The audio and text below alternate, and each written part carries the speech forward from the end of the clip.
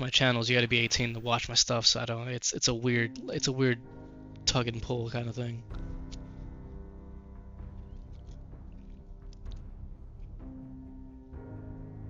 Because I know like on some aspect, even though it's not really likely, there's probably some kid watching who just has like a fake account. I mean, I did it. Like I think I put my birthday as 1985. It was a joke. I'm surprised they actually took it, but I know it's a possibility. But like my shit, aside like some of the political rants I have sometimes, I feel like my shit's kind of softball compared to what else they could find. I feel like any of my videos is way more softball than like the Elsa and Spider-Man stuff that's targeted towards kids. Oh, this fan is like freezing my legs. Okay. Okay, we're on Vault 88. I'm gonna see how if we're definitely gonna finish this, but I'll see how I feel because I'm still I'm like half awake, half kind of sleepy. It's kind of a shitty feeling, and I can't really go back. I mean, I did sleep for like 2 hours, and I woke up, I was just like wide awake. And now that I'm in the ranting chair, yeah, my energy kind of waned out a bit, and the alcohol's kind of like doing this thing. Yeah.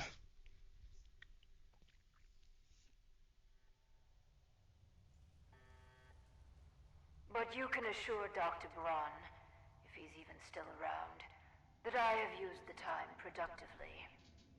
The great work is ready to begin. Her voice sounds familiar.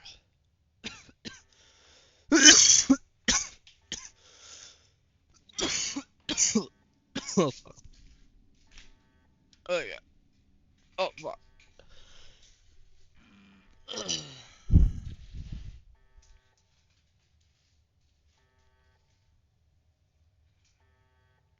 I already saw Ghoul. I'm gonna chug this real quick.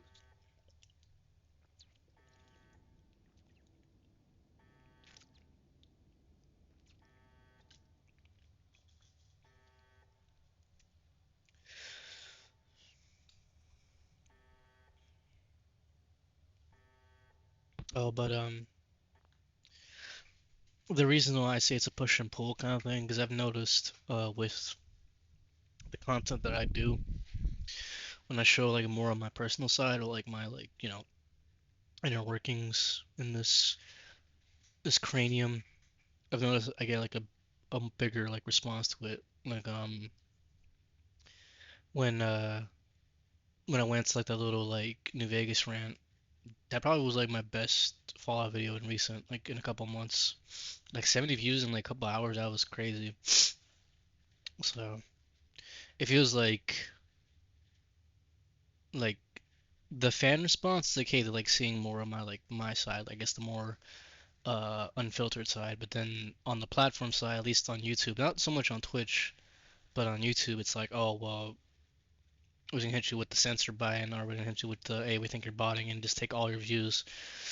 So it is but it's like I knew if I like played it more safer, I think that would happen less. But it's also like I want to make content that I'd watch, and it's just how I talk and how I act. So it's like, why would I don't really want to do that. Like I said, it does like a teenage response, but it's more just like if I want to make my content, I want to make it how I want to make it. Like, that's the whole point of making content on YouTube. It's supposed to be you, your tube, like your tube of television.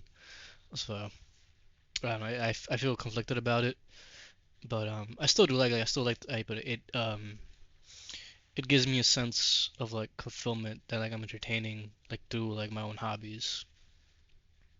Cause like I've been uh I guess you can say I've been waving this flag around of BioShock, Fallout, Borderlands.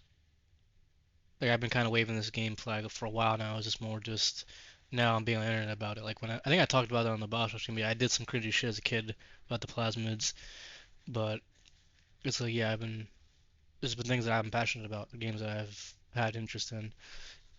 I've been surprised that with Counter Strike, my little like clips with either like people I play with or my boy, I'm getting pretty good traction. I think my last one got like 70 or 80.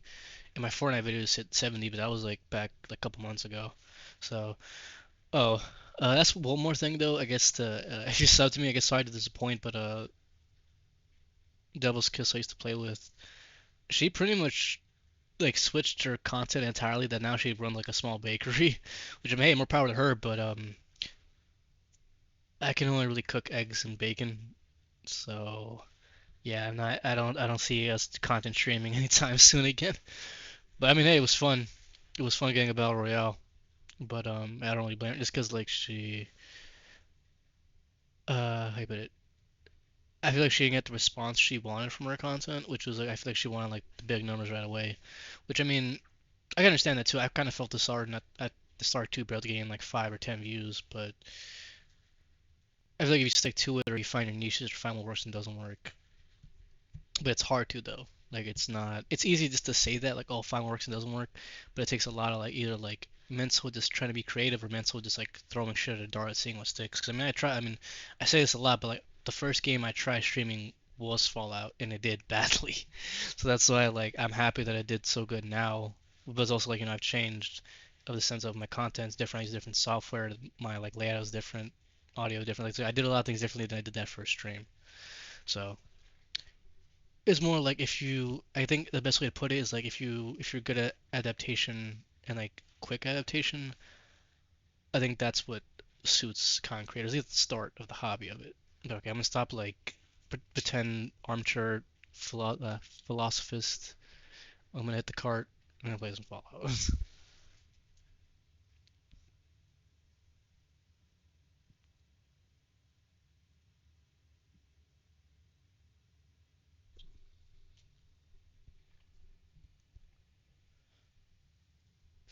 I would shout out our page, but that like we're cool, but we're not like that cool. So I wouldn't do that just because she kind of has like a local thing.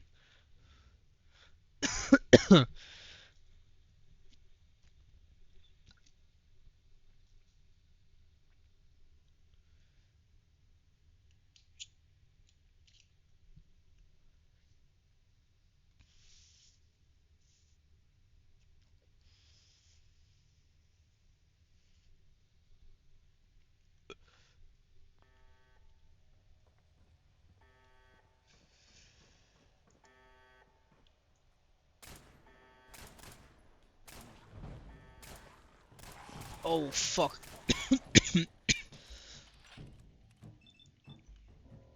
That sounds like I'm being stingy. I'm not. It's because like she does like she delivers her own stuff. So yeah, I just don't want to put someone in that situation unless like if we do some content together and she asks me to, yeah, I'll do it. I don't mind. But in this sense that we've been talking a little bit, I don't want to just do that.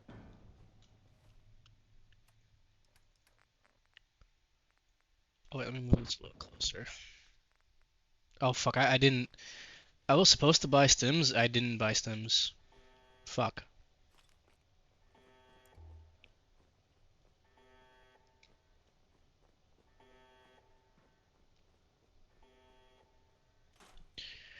But yeah, I think on the bucket list it is to beat this game in the DLC. But I do want to like pace myself though, because I did start out heavy. I think I did like 7 or 8 parts when I first started this. Like put it because once I saw the response, because I think like before I put oh, wait, before what the hell? There's 10 pip boys here. Before I started putting stuff on YouTube, the most like my streams would get views, but with Twitch, unless you subscribe to like not like Prime, but like their own like thing, they delete your videos at a certain time, which I'm like, what the fuck? But because it's running into a wall. Um, at that point, my clips, the most views I got, I think was like 25 or 28. So like when I put the Fallout Part One, I got like 30 views in like 2 weeks. I was like, oh shit, like did I just hit like a new audience? So that's what like maybe like go into that process. But I still was honest to how I feel. Like I do like this game. Yeah, I put this is like I think either my third or second most played game on Steam. I do like this game. It's just the flaws of it. Since I played it so much, I see it, and it's like how you put it. these are flaws that I understand like an indie studio doing, but this is not like Bethesda's first attempt, second attempt, or even third attempt at this type of game. So I guess you can say it's the second attempt at a shooter, but like Bethesda has had the resources since Oblivion to make a good shooter. Let's not be dumb here. So that's why it bothers me so much, and because it's like from what happened with Starfield, it kind of feels like Todd just kind of took it on the chin and was like, oh, that's just the internet. Which I mean, as a developer, I can understand. Like, I don't know shit about deving. Like, why would you listen to me? But it's like the whole point of being a fan or having a dedication or however the fuck you want to classify it to make you feel yourself good. You have to have a passion for it or have like a general interest of it that goes just beyond like, hey, this thing looks cool. Like you have to have like a genuine like thing in your brain that makes you think, hey, this is like a good thing. People should play this. People should see this. It has to be like a part of your brain chemistry. So it's like with what happened with Starfield, it feels like they read like the surface level of like, okay, like the graphics weren't that good. Gunplay needed to be more tighter, and we needed better like NPCs. It feels like they read those surface things, but they didn't read like the deep criticism of like, how the story was set up, how essentially if you really think about it, it hit you with the cold water in the morning. But Fallout 4 and Skyrim are essentially kind of the same game, just with different palettes and different contexts. Like, but like essentially, I'm doing the same thing what I'd be doing in Skyrim, just with different mechanics, which is like, oh, doy. But no, like when you really think about it, they're legit the same game. Like not in the sense of like, oh, Borderlands 2 and 3 kind of feel like the same game, but these are things that are different. But no, like on like a mechanic thing and how you interact with the world and how you interact with the story, you're doing the exact same thing, like legit. So it feels like they didn't really take this criticism. They were just like, oh, like here's the one new idea that we had in the 90s. Remember the 90s where it was still like impressive to get like Doom running. So it's like the whole procedural galaxy thing might have sounded really cool in the 90s, but not in the 2020s. So yeah, that's why I'm being so hard on it, or I keep like hammering this thing because I want on the off chance that they do see it, they see that I still like their games and I'm passionate about it. But it's like, what the fuck? Like, why? Like, I put it like you have the money. Like, I see the studio, I see the big ass statues, I see the fucking the pre-order bonus. Like, you don't, you can't tell me, you can't convince me that all the money goes to the fucking publisher. I know you have some of it. So I was like, you know what I'm saying? It's just like, it's like if you just put this little bit of effort you have towards like choking the wallet towards, hey, make a cohesive story or a story that makes sense, everyone would be happy. Here's the crazy thing about it. I know this is a crazy thing about it, but if you make a good game, the people that like the game want to buy more things out of the fucking game. DLC used to be a good thing, like with fucking Half-Life Blue Shift and the whatever the green shift with Aiden Walker, or with Fear, or whatever the fuck what was another expansion. I don't know. I can't think of more top of the head, like OG expansions, but it's like DLC used to be a thing where it's like, oh, I get more of the game I already like. Nice. Like, it used to just be something you like. It wasn't like, oh, here's this stupid thing that either detracts from the game or you need it to play the game either with multiplayer or like to be up to date with the thing.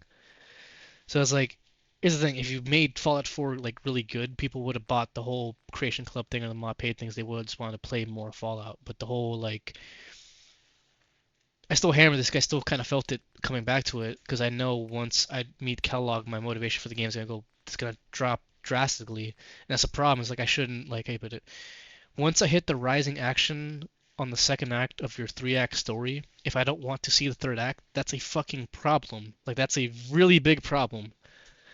So, especially if for that third act, you have to do double amount the time of what you did to get to the fucking first and second act. So yeah, it's a really big problem.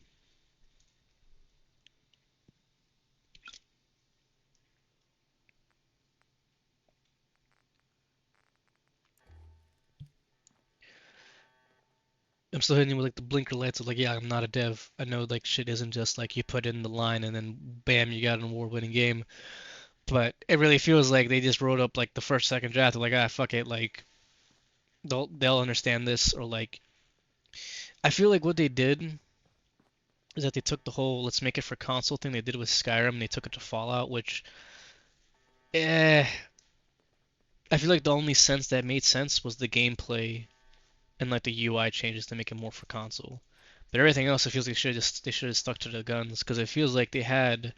Even though I don't like Fallout 3, I still think the writing is better. Like it has more of character, more personality than 4 does, which isn't a compliment. It's like the compliment I gave to Amira and Zane. Like yeah, Zane is like a walking like cliche machine. So at least like Amira, I could see her being a character, but like she's a character in the sense of like I could see her in like one of like the fake movie like Vault Hunter characters. Like it's like she is a character, but it's not a great one. So it's better than Zane's fucking like turd in with cool gear. So it's better than that. So that's what I'm saying. It's like I'm giving props, but it's not like you know fucking like if a game from 2010 outdoes your writing and you've had double amount of money and 5x the time, that's a really big fucking problem. But okay, let's hit the terminal. Okay, let's turn off this beep because this shit's driving me crazy. Good. Very good. Vault-Tec workshops require their control board to function. During emergencies, the procedure is to store it in the reactor room. Look in there and you should find it.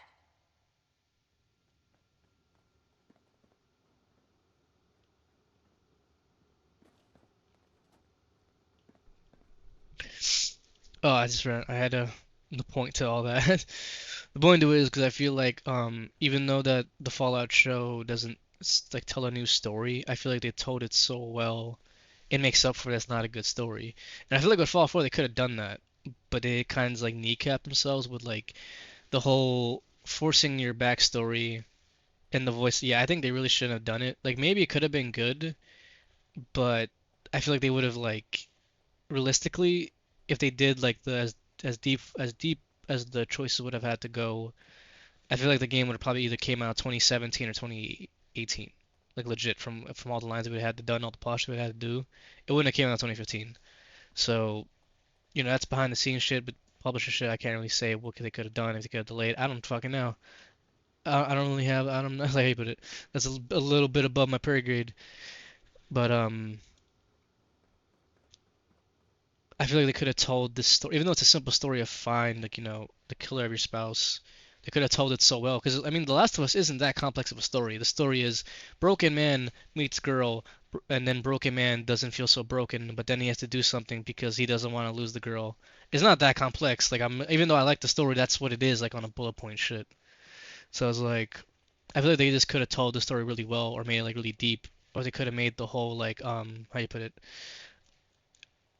just throwing like an idea out there.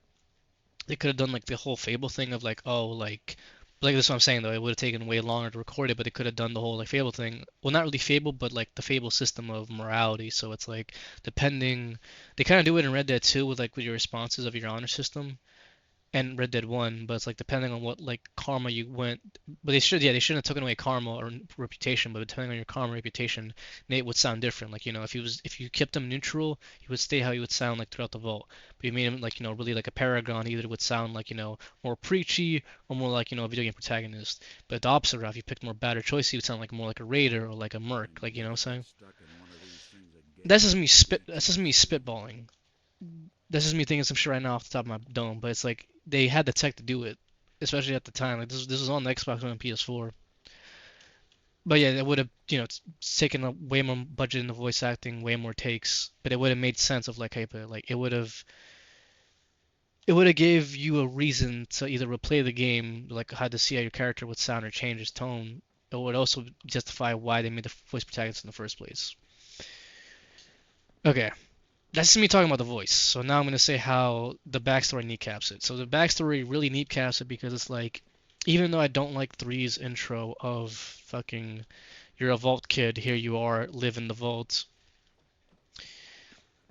it still could have been like, okay, like you could have been like you can put yourself in the head canon like, hey, I could have been randomly selected, I could have had parents so that I was in the vault. Like it still keeps you like in the shoes of the thing. But with four, they just kind of said, fuck it. Nate's a war hero and his wife's a lawyer. So even though that doesn't really make sense why a lawyer would know how to shoot guns and go into power armor, fuck it, she's a lawyer. So it's like, canonically, Fallout 4's protagonist is Nate. Because how the fuck would his lawyer wife know how to use power armor or guns? But Yeah, there it is. So that's like the big kneecap right away. I don't know why they did that. It's like they I said this before. He's played New Vegas. He heard the comparisons of it, and he did shit just doing it to it. So with the courier thing, which is just you're a wasteland mailman or mailwoman, that's a role anyone can really fill in really easily. And they already kind of had a decent role of Vault Kid. Why the fuck did they go super like Sony cinematic? Well, this is the backstory that we have the character. I don't really understand why they did that, especially for the game they're going for of create your own vault, like either Vault Dweller or Wastelander or Raider, whatever the fuck you want to make.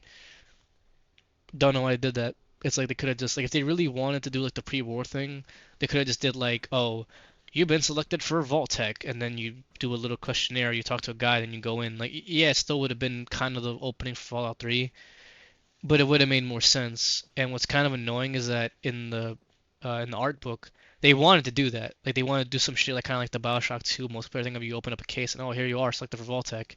So I'm like, wait, so you guys already thought of it. Why did you back away from it? So there's no rule. Like I was reading through the art book, I'm like, no, why the fuck did they do it? And the only thing I can really think of is that I guess either the publisher or Todd wanted a more cinematic opening, but it was already kind of cinematic. So how the storyboard, I'm gonna lay the seed down. So how the storyboard works was that you see a TV playing the news, and you see a case that says Vault-Tec. You open up the case that says Vault-Tec, it has a gun and a Pip-Boy. Then in the background you see the nukes drop, and then it's the opening from Fallout 4 where the whole you run to the vault and all that shit. That ending, that opening is good. That's great. Like legit, that's like it tells you the setting of okay, you're in the pre-war, and then it puts you straight away to the gameplay. That's legit like maybe a 10-second opening or 12-second opening, but it's great. Like it gives you the pre-war, which you haven't seen in Fallout, shows you the power of the tech, and it shows you the power of the nuke. That's three things in an opening in like 10 seconds. And that's the thing. Like I'm not. Hold on. I gotta like. I saw this shit, and when I saw this shit, I couldn't believe that I saw it because I'm like, wait. So someone in Bethesda had a good opening. What the fuck? Why didn't they let him make the opening? So I honestly want an answer for that one. But I want this one. I'm gonna actually like pause the stream quickly and show this on the screen because I want people to see this. I don't think this is known. I haven't seen many YouTubers talk about this. I want people to see this. That they had a good idea for an opening, but then someone along the line, I don't know who. I don't know who to blame, but someone just said, nope. We need this to be more dragged out.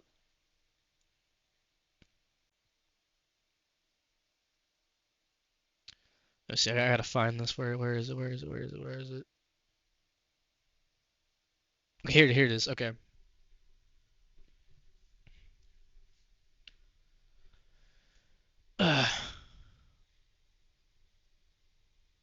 Okay, fuck it. This is kind of blur. Okay. I'm gonna screenshot this, email it to myself, and open it up on this thing.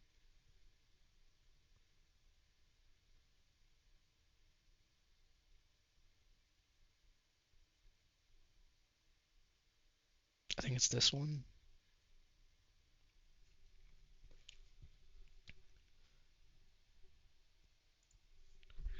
Cause no, this I need at least like if at least three people see it, I'll be satisfied.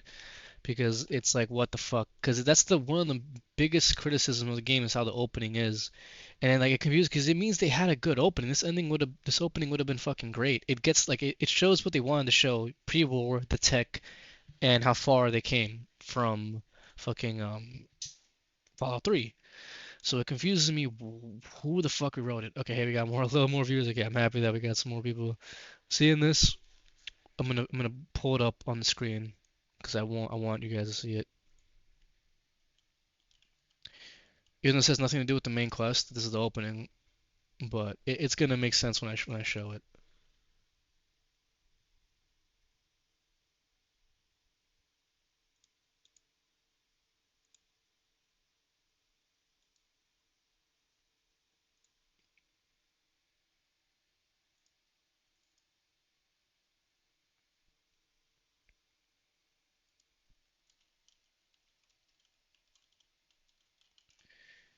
Okay. I got it saved. Now I gotta do. Let me see. Um.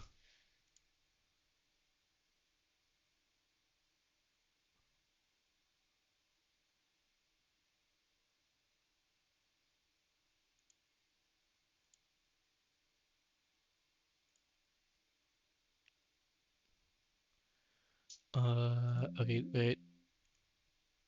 One sec. I gotta re-remember how I did this last time. I don't want to do it on the gameplay because it like moves around all my shit. It took me like a little bit to re-get that. Okay, here it is, window capture. Okay.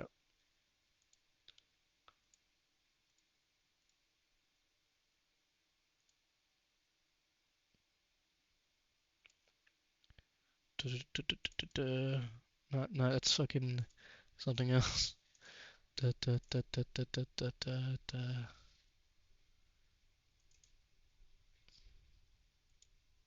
Okay, here it is. Okay, so now I just have to select this in the Streamlabs setting.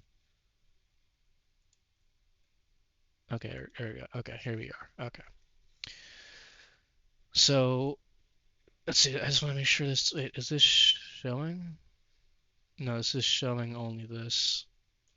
Hold on. What the fuck?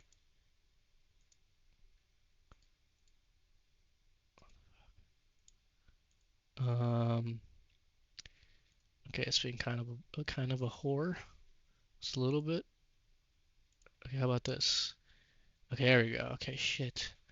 Okay, delete this. Okay, here we are, chat. Okay, I got it to work. Okay, so right here, it's a little bit blurry. I'm not gonna lie to you. It's a little because it's from a screenshot from my phone, and I could just send it, but okay, you'll have to hear my commentary here. Okay, so this is the character thing when opening. So instead of like that little like short ass walk you do, you start out right here, like right looking at the TV and the shit happens. So ba ba ba, things happen. Exposition. Here you go. See what I meant? See this? This is what I was just talking about. A little case. You got a revolver like a 44 or whatever the fuck. You got the little medals. You could have made like the law degree if it was Nora. You got the pitbull right here. Fuck. That's not what I wanted to see. Shit. Okay, here we go. That was Holland, Miami. Okay, so here, then you talk to Mr. Voltic, you do the little more things. You're gonna make him look like Fredo Corleone for some fucking reason. Yada yada yada. So you go on the street. After you talk to him, you see some guys in power armor. You walk a little down, a little waterfall. Some people are. Oh, look, political statements and Fallout. There's some people getting sprayed by the guys in power armor because they're protesting. Then they go back to the base. Then they're chilling at the base. Then boom, nuke, cold open. Same thing happens. Vault goes down, and then game starts. Keep on. That was pre-production. Pre-production, they already had a way better fucking opening that we got in the final production. So what the fuck? What happened? Was this too political? But I mean, Fallout has always been fucking political. Legit, Fallout 1 starts with people getting executed, and the keep in mind, hosing people isn't good. I'm never gonna advocate hose people. Because, would you guess, getting hit by water at like 500 psi, 600 psi fucking hurts. So, but yeah, it's like this opening in total would at least been half of the fucking opening of what we actually got. And they still put out, probably would have had time to show off the shit of like being in the vault, the shit that happens with that. So even with this little case, if you picked Nora instead of Nate, we could have just made this the law degree, or I don't know, a photo of fucking him, or maybe the photo of Sean to show that, we could have done the, yeah, paternal instincts. Have the photo of Sean. It would show where the priorities, or where like the priorities were at the time. Not saying that Nate wouldn't care about Sean, but just like, switch it up. It wouldn't be that crazy of a switch up. And maybe for this cutscene, if you're Nora, you would have had the perspective of this, of seeing him in the chair watching the TV while you're doing whatever the hell you're doing here. It's just handy right there. Like it's, I don't think I'm calling anything crazy here of like what they could have done. Like it's here. Like this is pre-production. It's right here. This is like one of the page 6 of the Fallout 4 art book. I feel like I'm not crazy for thinking that. Like legit, this is half of the opening of the movie. I mean, movie, fuck, the game, and it's there. Like it's already fucking there. It's already in the script. I mean, already in like the source code of the game. So it's like, why didn't we do this? Was this too like legit? Was this too political? Seeing people get hosed. Like I'm really wondering, was that like what happened? 'Cause that's the only thing I can think about with this ending. Because I mean, if they axed this, it's pretty much still the same ending, but there's no like shock value besides the nuke. But I mean, the nuke is already pretty big shock value. I don't know, adding the political would really like how you put it. It's more showing what's going on at the time that people are already like um even during the time, it wasn't that idealized, even with them going through it. So it's a solid opening. If anything, it kind of bridges the tree of like classic fans and the modern thing. But instead, we just got a worse version of Fallout 3's opening, which is like, what the fuck? How did we? How did you improve the wrong way? I don't know. Fucking Bethesda. But okay, back to the game.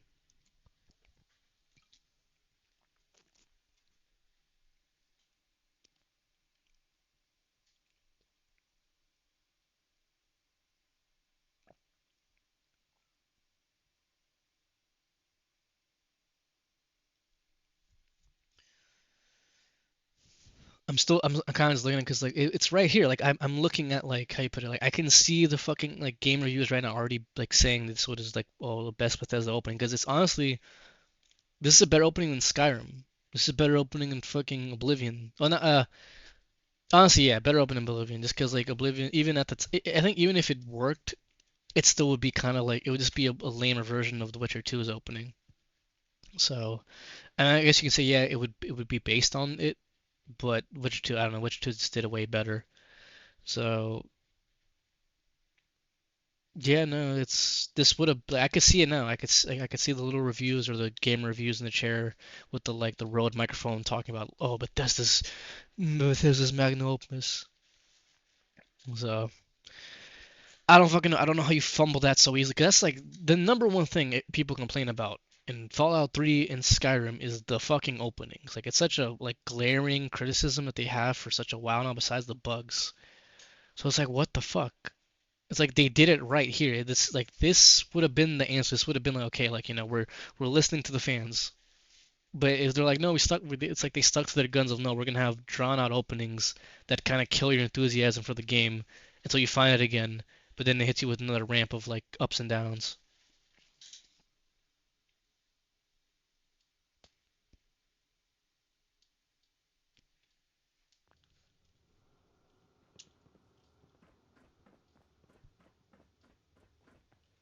Oh fuck, legendary.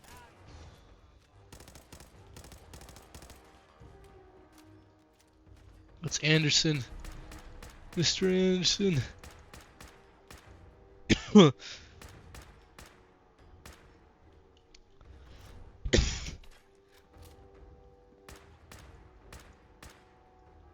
He's kind of just staring at me, and I don't know how I'm missing it. Cause like his head is bobbing so hard, I can't really get a bead. Fuck.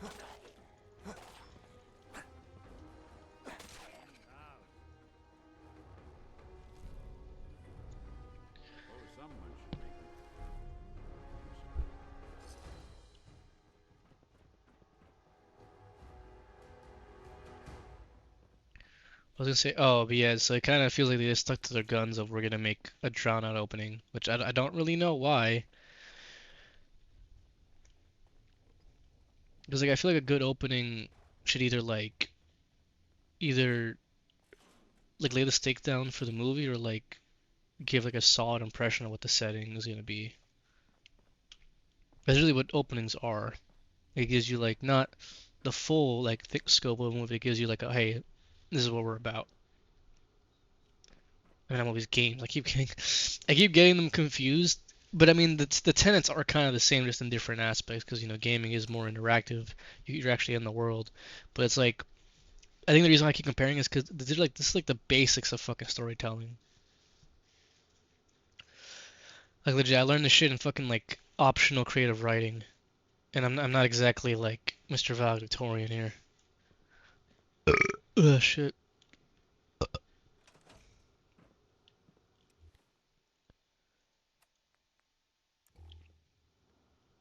I gotta clear the rubble.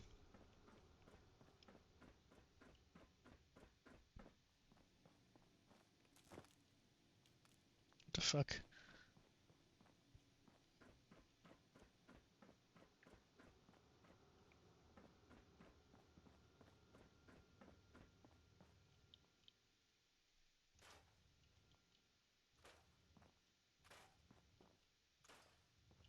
Oh, here we are.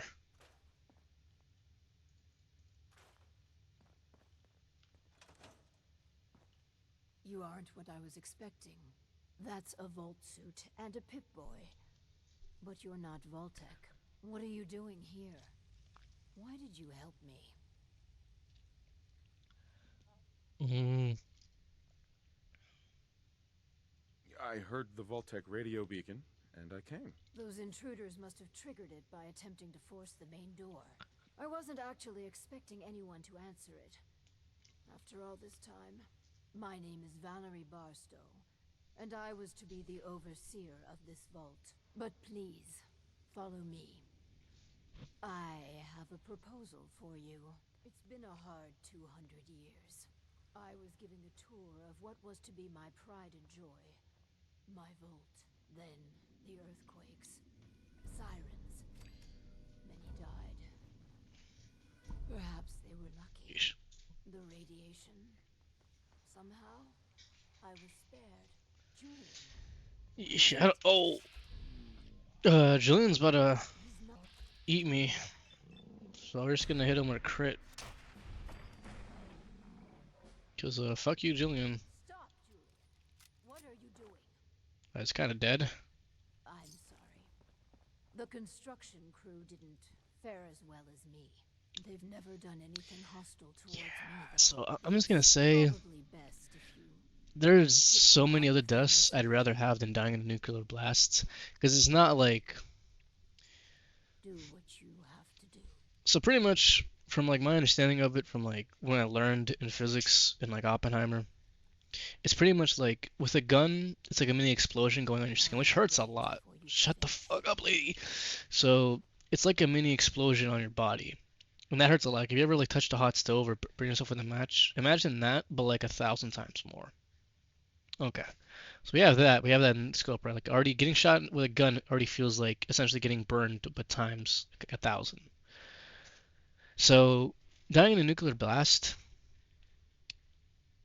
all of your atoms, like all like your cells in your body, like from like your skin, like from your hands to your hair, to like your eyes, to like your tongue, to like your taste buds, to the bottom of your feet, to like your internal organs, all of your cells, they all get burned to like a singe, and you feel all of it, like all of it. Like I'm gonna get morbid here, but like at least when if you get shot in the head, all you really feel is like the quick either sensation in your head, then blackness essentially. So as morbid as that is, that's a lot quicker than all of your body getting singed, like from your internals to like, your externals to like your blood to your spit getting singed to the point where you become dust. Like legit, you become dust, and you feel all of it. Like to I guess to even get more morbid, at least with explosions, the trauma of the explosion will kind of either put you in shock or you'll have a few seconds of being in shock before you get killed. With nukes, it's not like that. There is no trauma response because you like there's like your brain like your brain's on fire essentially because all like essentially like all of you is getting singed like all of you. So your brain can't even think of like oh here's the trauma response because everything is fucking getting singed. So yeah, there's so many deaths I'd rather have than getting hit a nuke. Oh fuck.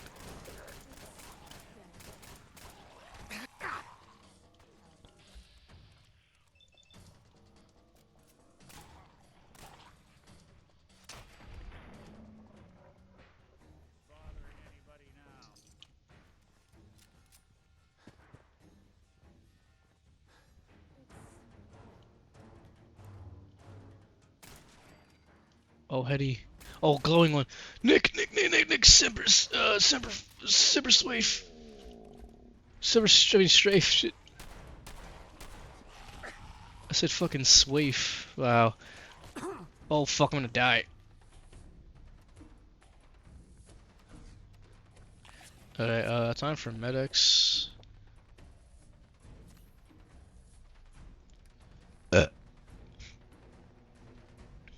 I guess not that.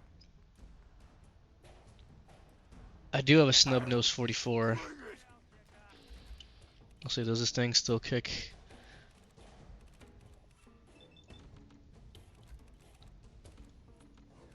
Fuck it.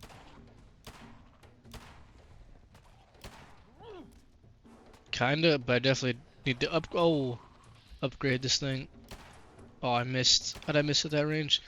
Nick! They're gonna eat my face. I know you can put your face back on, but I'm not so lucky.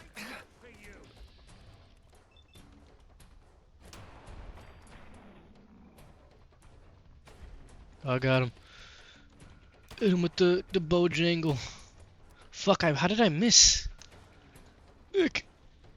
Bro, he's like on some like Senzu's shit. Okay, hit him with the sword. Fuck him. Okay.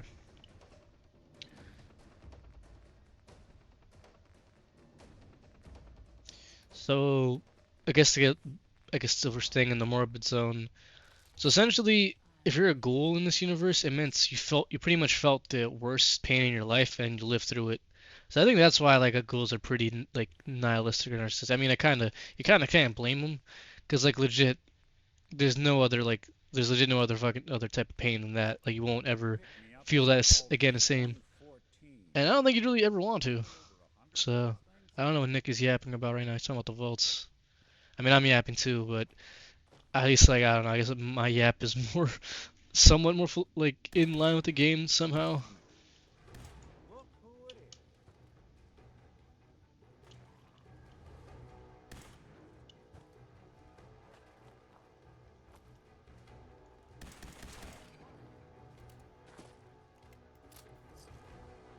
At least that's over.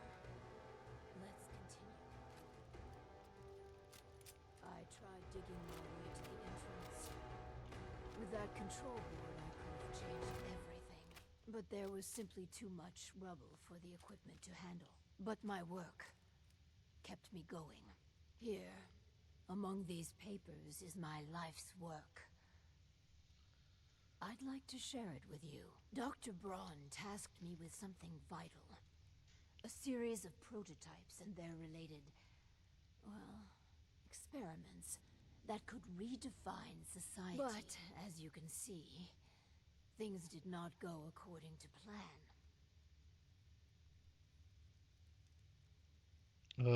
What are these experiments? Ingenious devices that will improve the efficiency and health of a community. They are admittedly prototypes and may have a design flaw or two, but nothing that can't be fixed with some elbow grease.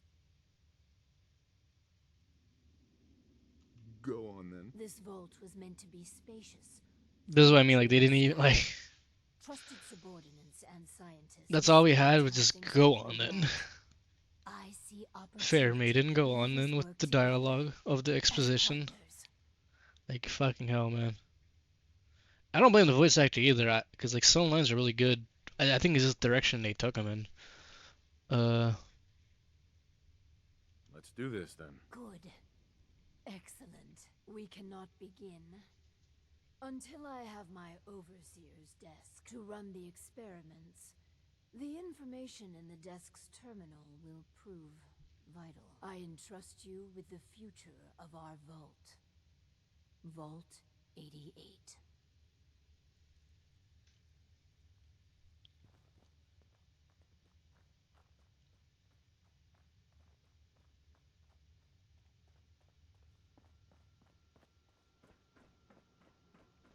I realized I said the T word, but not like that. Like I meant like in the medical sense of like, how you put it? Since like a lot of us are kind of desensitized to violence, either to like media, either like leaks or movies, we kind of forget like how much us being like a bag of chemicals like really affects. So long story short, yeah, getting shot, either shot at or being shot as a human, it does affect you psychologically. So even in the sense of like if you like you're not singed at all, if you don't even get hit, it still like hits your brain, like it hits some nerve endings. So oh fuck, I was going somewhere then. I kind of lost the plot there. Fuck, I must have really fucking out of it. Oh shit. Oh, Trauma. So that was going to say yeah. So Even when you get shot, even though you feel it, you won't feel it as much as like you will, like, I guess, the following morning. But yeah, with nukes, you really don't get any of that. You just get. I think the best way to, I guess you could say, it's like chemical burn with acupuncture, but it's your whole body. So that sounds horrible because it is.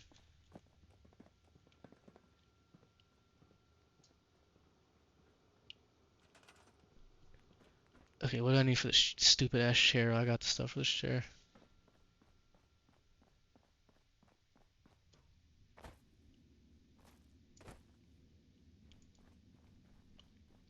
I think it's like kind of, how do you put it?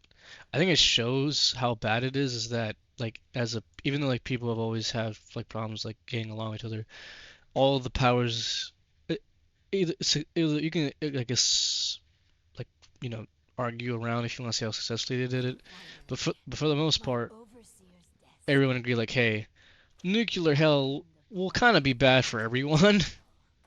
There's no real like coming back. Like there's no like recovery plan for like nuclear hell. So everyone's like, hey, how about we just disassemble these fucking things and let's just not have it. Like we still have like missiles and all other shit. There's still just don't get me wrong. There is still a big red button at any political place or president office that can have us all killed. But at least we agreed on, hey, if we're gonna bomb each other all to hell, we're just gonna like make everything like ash. We're not gonna do that. So it is like, I think it's impressive and kind of like says a lot about us that we legit need to say like, hey, this is so bad that we need to all agree we shouldn't use this, even though we're still gonna try to kill each other. I feel like that kind of speaks for itself.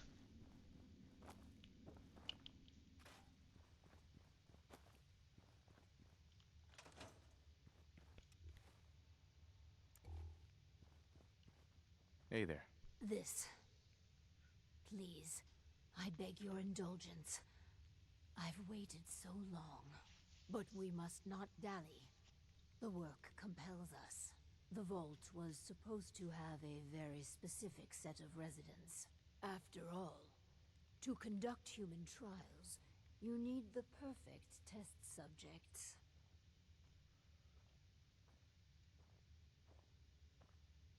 So what makes perfect test subjects? Healthy. Well, healthy enough. And people we can get an accurate baseline on quickly. And they need a willingness to take on a certain element of risk.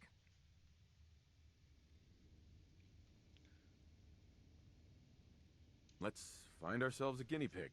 The Vault Yeah. Tech Handbook urges overseers to refrain from using that word, no matter how apt.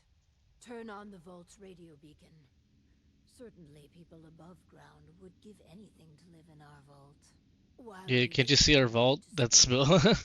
perhaps you might use this time to explore Vault 88.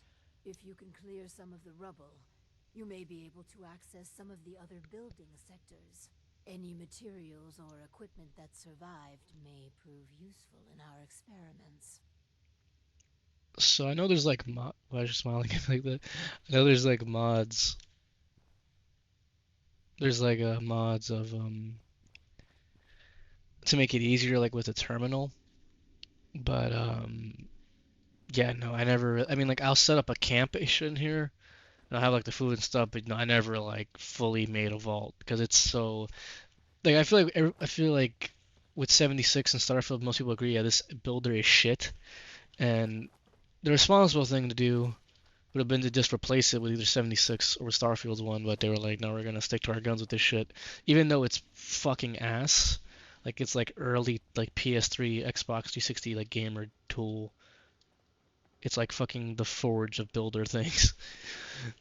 And that's like as a joke. No, I know this is not used for it, but like it's just really fucking like rudimentary. So, so yeah, I don't do that.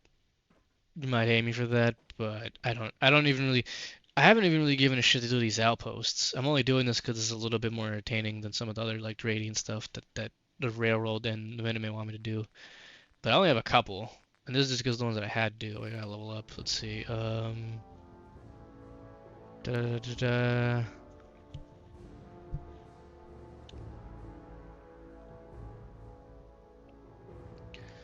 Honestly, my luck is ass, so let's just put this into luck because holy shit, I missed so many shots and that's.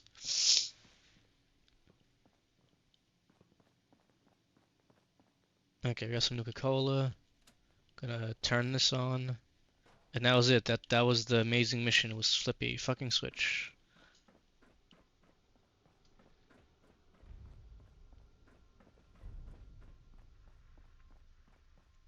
Oh, so that was a quest for that.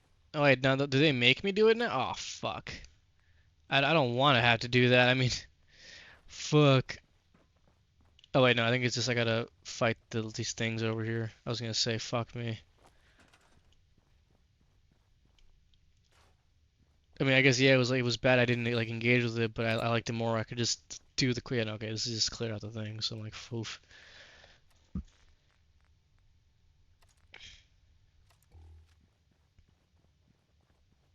Because it's still the same. Like I don't get anything different.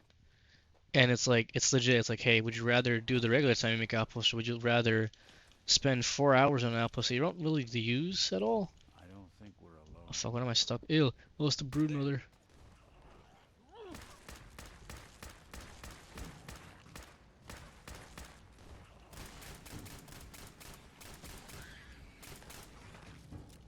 Fuck. Nick, come over here. Okay, I'm about to switch you out for HC, bro, because you're not even trying to shoot. Okay, there you go. Shit, Nick, shoot him, shoot him. Anyone you walk away from. Because I don't like dying. It's a crazy thing, but dying isn't pleasant.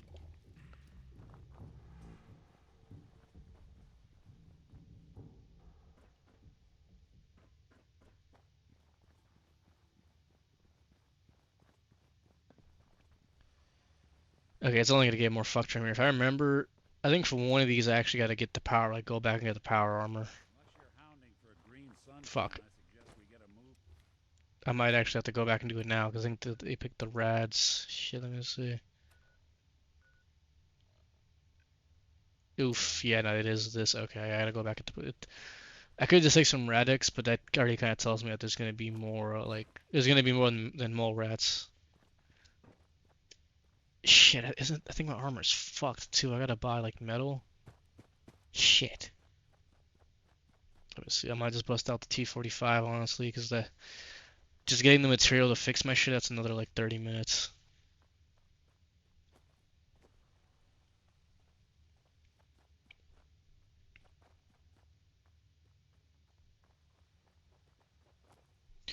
That is another like weird thing where it's like I do like that they made it more on the like power core, but it also does feel kind of strange like how often you do have to repair the shit.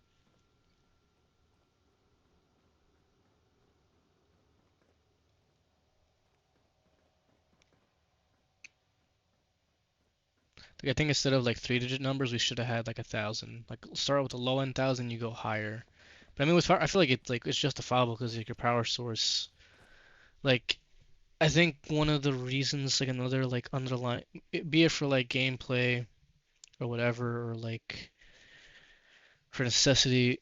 I know part of the Radiant quest is so you can still have power cores, because if if you theoretically if you ran out of power cores, you would just have a big ass like cosplaying set. So I get that aspect of it, but it still feels like we could have done it differently, or done like specific like, oh, this is like power core scavenging runs or some shit. I don't think we needed, hey, all the faction quests are Radiance, and then when you beat the game, you get more Radiance.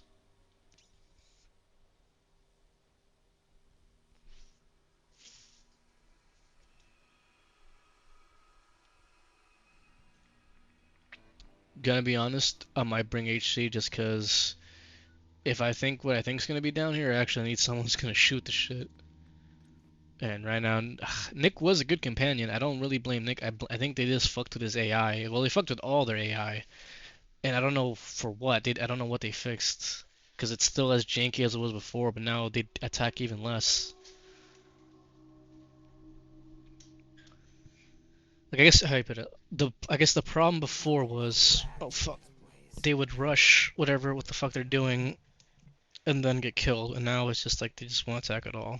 Okay. So, you ready to get this show on the road? Yeah. Yep. Come on, let's go, AC. Let's do it. Done. You two stay out of trouble. Come on, Nick. You know I don't make promises I won't keep. And stay at Red Rocket for now. Yeah, all the armor's fucked, so okay, we're just gonna go with the 45 for now.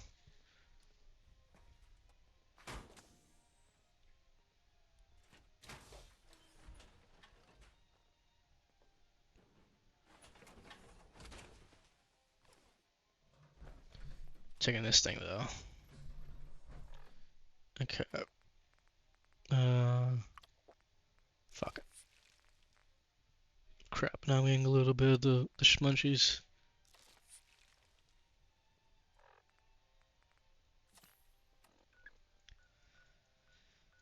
Okay, let's go back to 88.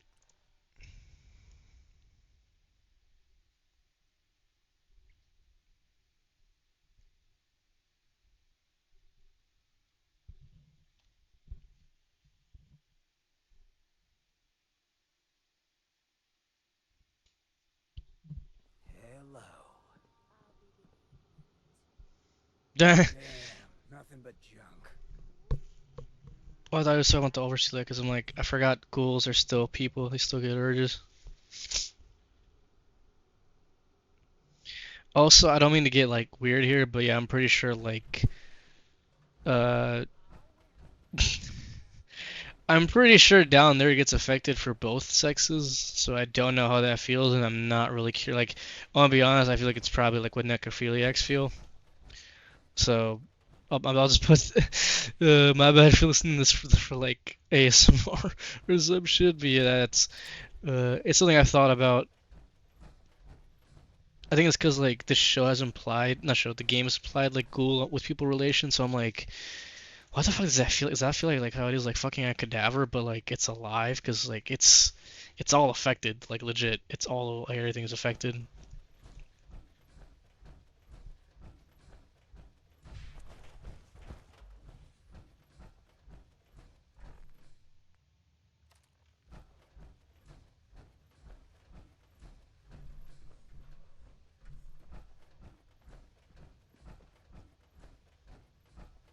Oh, that just reminded me. Okay, yeah. So that one thing, another okay, reason. Okay, I'll say the half point was because of the jumping. The other half point, making it still 9 out of 10 would be So the show, it does make it does have like dark moments. It doesn't go like fully dark. And so the best way I can kind of explain it is like it feels like it was dark, like it was approved, like it was like how you put it, like it was approved, but probably because the director wanted it. But it was also like hey, we can't show certain things. Like I think when they hint at it was when I guess spoiler again for the show if you haven't watched it, it's been a month. When Lucy gets like sold by the ghoul because he needs like things for the to keep his like nerve steady. They make a joke like, "Oh, I thought you were gonna like make me a sex slave," when she gets sold, but it's like, "Oh no, we're just gonna harvest your organs," which arguably like you could say it's worse. But like it's things like that. I'm not saying like, oh, they should have showed a woman being sold or like that, but it's more like that where it's like you feel like it gets dark, but not as dark as the games get. But then again, it does feel like as how some shit gets so dark in the games, I can't really see like, especially not like fucking Amazon. I mean, I don't know. I don't at this point. I feel like with Invincible coming out and the boys coming out, I feel like Amazon kind of has like a higher threshold with fucked up things, but won't touch certain things. But it feels like the threshold is that if you show gore, they're usually cool with it. But when it comes to more like political statement stuff, they're like, we don't want to offend either one side. Like I guess since I'm already getting view cleansed, I guess this will make me like lose social credit in China. But in China, like they scrub through stuff like that to make sure like you don't say anything negative, or if you do, you lose social credit. So yeah. But I had something else to go with that I fucking lost it. Ah, it's the tip of my tongue.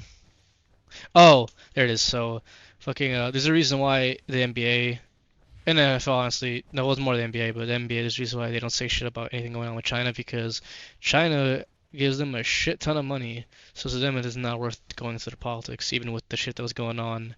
Well, where people are going to hospital and getting their organs sold. by like a government facility, not like some shady shit or like a chop shop. So, but yeah, that's I guess some fun facts for you, fun gamer facts. And that wasn't like, 1980 or 1970. That was like 2015 when people were still fucking hitting the Quan. So yeah, that's something if you want to think about. There it is.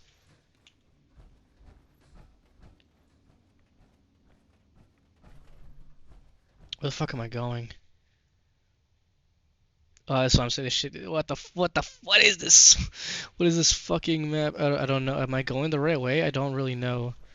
Why did you take the knife out?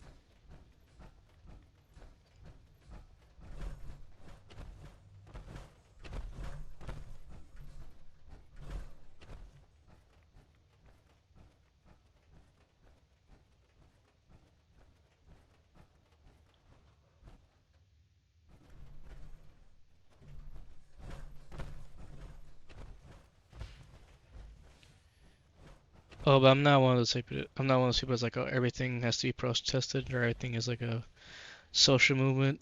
I just find it interesting how it's like in some cases it was in like it was either told to them or in their contract like, hey, don't say anything about China. Like, don't. It's not like I think it's to the point where it's like, hey, we'll find you or we'll suspend you for a couple games if you do it. Like even if you like write it on a sign or have it on a shirt, they're like, yeah, no, we don't want you doing it. And not,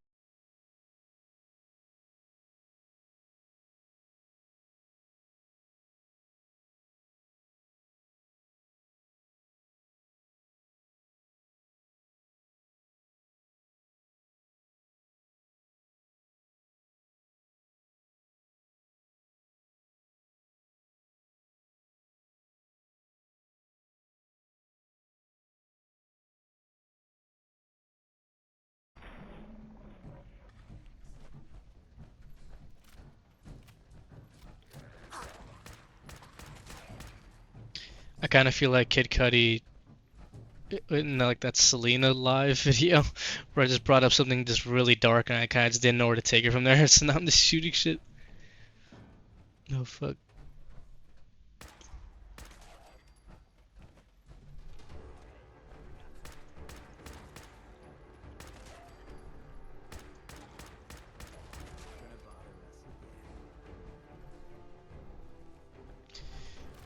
It's like I might get into a whole other rant, but something that I guess is kind of like disheartening in the sense of like I guess of like the 2000 generation to like the 90s growing up. We're essentially like the new like disillusioned generation from like the from. It's not really like we're disillusioned, but not in the same sense of like the 70s of like, oh, now we're like all taking LSD and going to communes. We're disillusioned to the sense of like we're just used to things being fucked. Like we're just used to that. So it's like where was I going with that? I think part of that disillusion like brings us to like but like stranger topics, more like macabre topics. Because like it seems like that's just our new normal. Like I'm gonna trigger some people saying this, but like with like 9/11 happening like a year after I was born, I didn't really get that surprised by ISIS or like the fucking like video webcam execution shit. Even though that shit is super dark, it's like it just feels like it was our like reality in a sense.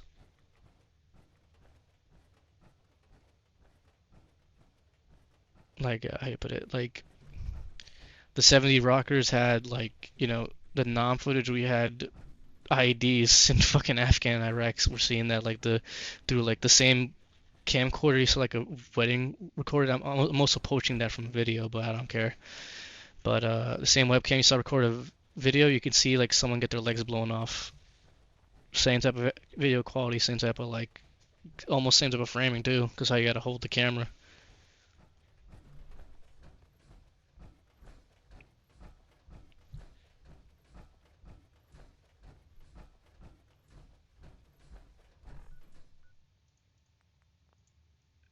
I think I'm gonna kind of I don't know I'm in like the philosopher right here, but I think in a way I think that's why I feel like I guess my subset and like older have kind of like an anger.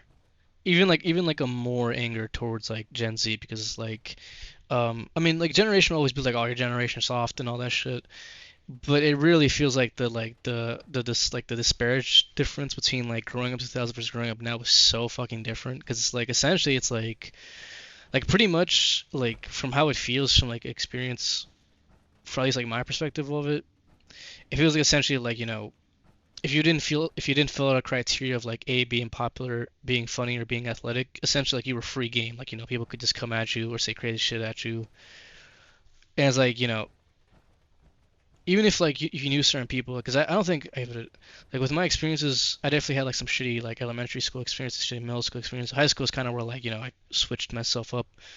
But even then, I witnessed sometimes that someone just getting completely just like flamed for some shit they just wore, or like something they wore wrong or something like that. So it's like I feel like that's why there's so much like anger like towards like the TikTok generation because it's like now it's like even if you call someone fat, like you'll have like 10 people on your ass being like, "What's wrong with you? You're a fat shamist," or like, "You're what's wrong with society?" It's like it's fucking crazy, like how different like it is. Like, I know every generation says that shit, but like it's a real like even like comparing like 80s to 90s, like you can still say like those generations were still like crazy in their own like ways with like with 80s it was a bunch of fucking people in like mesh shirts and like tight ass shorts doing coke and doing fucking karate moves. In the 90s it was a bunch of people doing fucking crack and shooting each other with like Uzis and like Tech Nines. It's like they're both crazy in their own different ways, but they're still fucking crazy.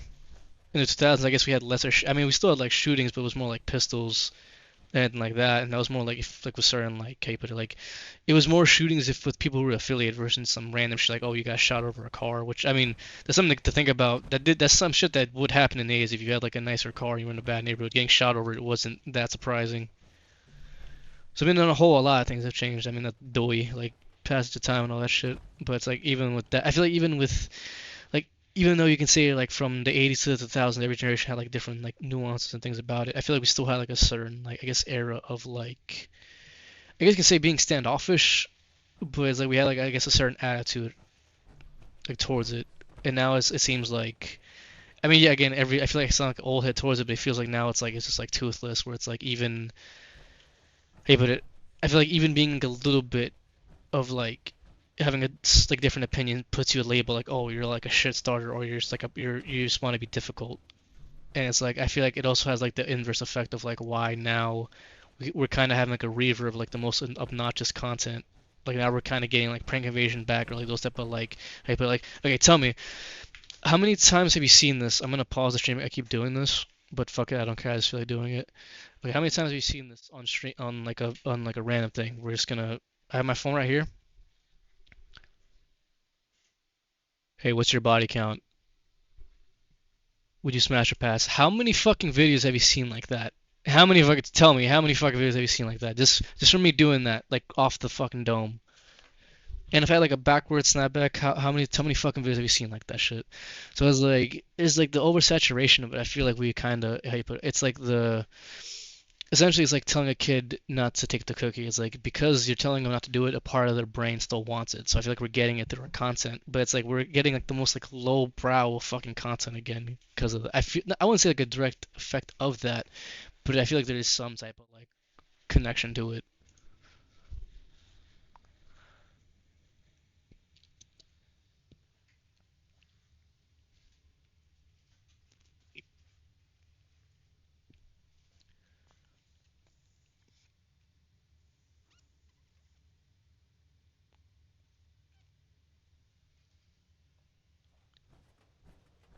And I do think it's kids watching it because that's those kids were the remember those like cringy ass like prank invasion oh kissing prank. It was mainly kids in the comments. So it's like I feel like it's kids that either like have the web parenting thing or like have their like monitored. Well, now it's actually well I can't even say that now because like with the iPad you honestly could like not to get like morbid, but yeah, if a kid wants to see something like how can I put this in that weird uh lewd, they can do it. Like it's not like it's really not that hard to do it. I mean, if you turn on the safety, I mean, I don't know how in depth the safety features are now, but like it's not the same thing of like fucking like having like when the computer used to be like a tower thing of having the fucking computer in a tower around like either like the living room or around like an office. It is not the same feeling of fucking having like the iPad to yourself in the toilet. It is not the same thing. Oh fuck.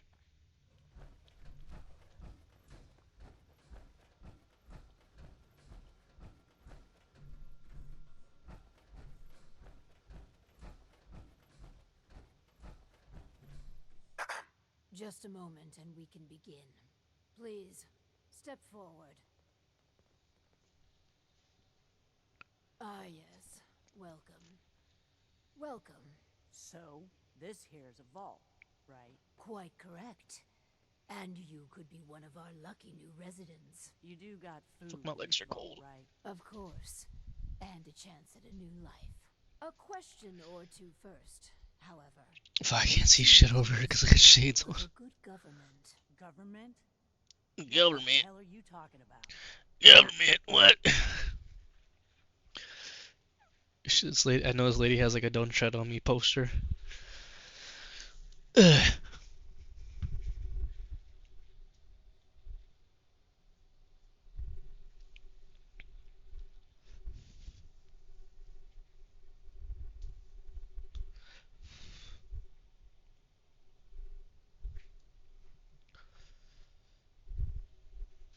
Ugh.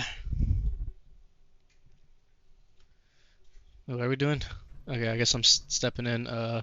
We're the good guys. I'm gonna say that while I'm in power. I wanna see that how that goes. Just answer the questions. You seem... That Alright. worked. Okay.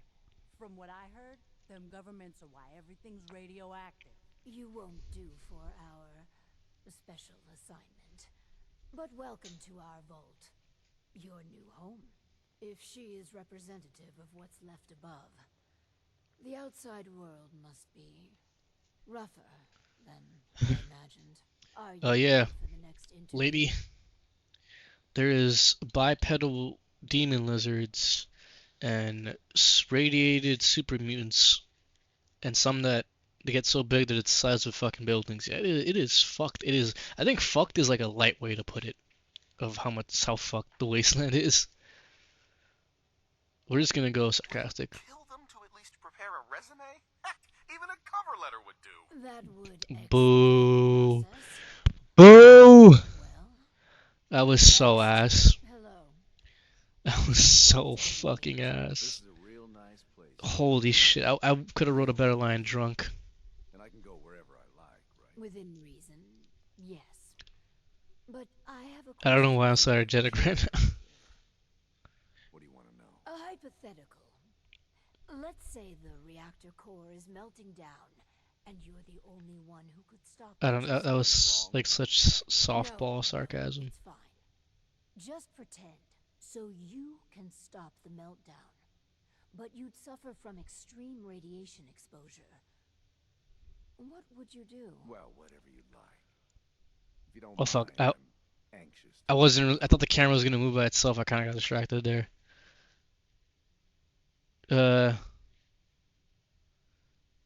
Don't rip us off, I If you're guess. thinking about ripping us off, don't. Listen, it's hell up there. If you really give me food and a place to stay, I'll be good. Just don't go expecting me to jump in a reactor for you. I think we could use them in our vault. As long as you guys are on the level, I'll give this thing a try. Honest. I appreciate your candor. You can stay, but you're not what we're looking for. Go ahead and get acquainted with your new home. What a colorful gentleman. Clearly he won't work for our experiments. Here's hoping third time's a charm. Okay. Let's do the next interview then. As you say. Hello. Welcome to your new home. Wow. A real overseer. I am so happy to be here. Hi. My name is Clem. Yes. Clem, is it? Before you settle in. Kind of got to take a massive leak, but I don't want the dialogue. The camera kind of focused in on her features in the vault suit. Well, I didn't really plan for that. I legit was responding to something. here's a scenario. You've been assigned guard duty. You know, stand watch and make sure outsiders don't breach the perimeter. But from inside the vault, you hear a woman screaming.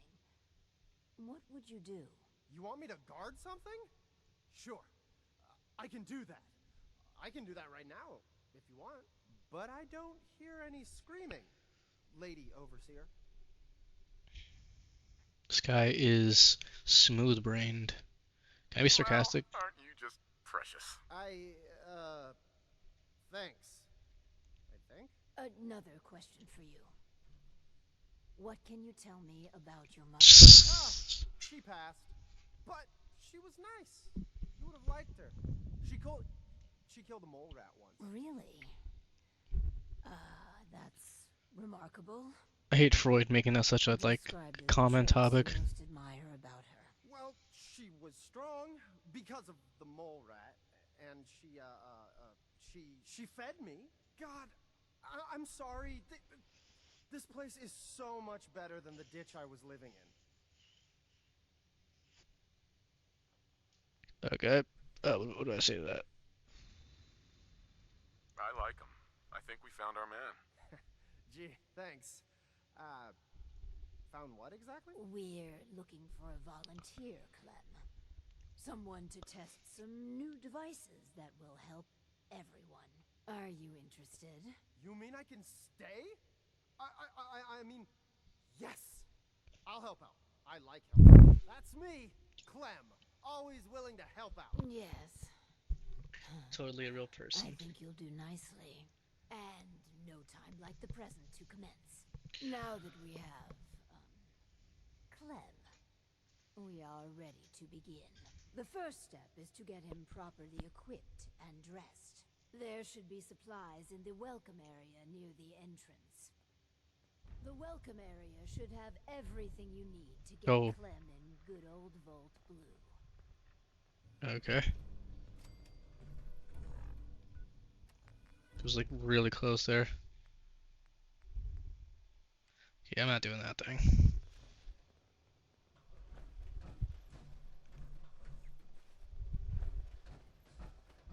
Clem, let's get you outfitted like a real vault dweller.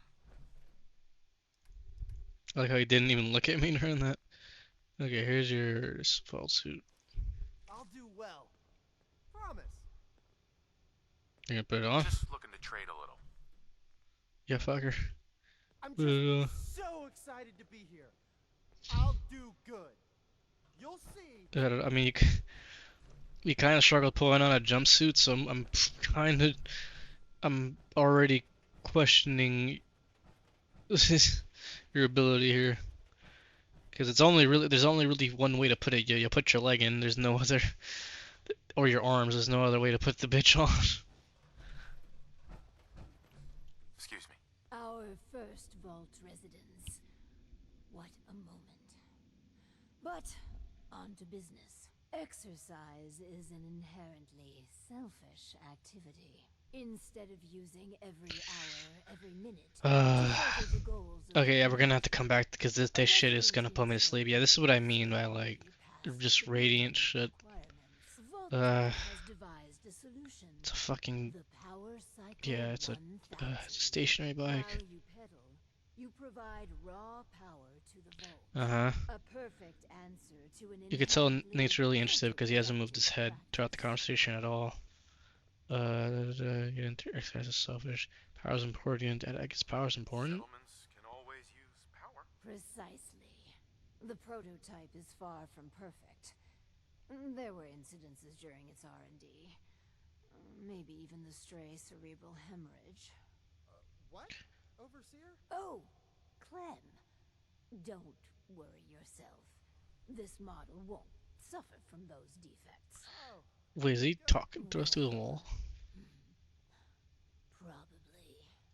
Let me download the schematic to your Pip-Boy. Holy shit. Build it and attach. This is gonna put me to sleep. Okay, is this... Honestly, since the outlook cut out, I'm just gonna get the fuck out of here.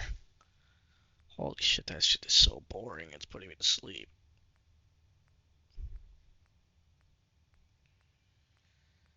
Okay, I guess I can do railroad stuff. I don't really want to, but this shit's even more boring than that.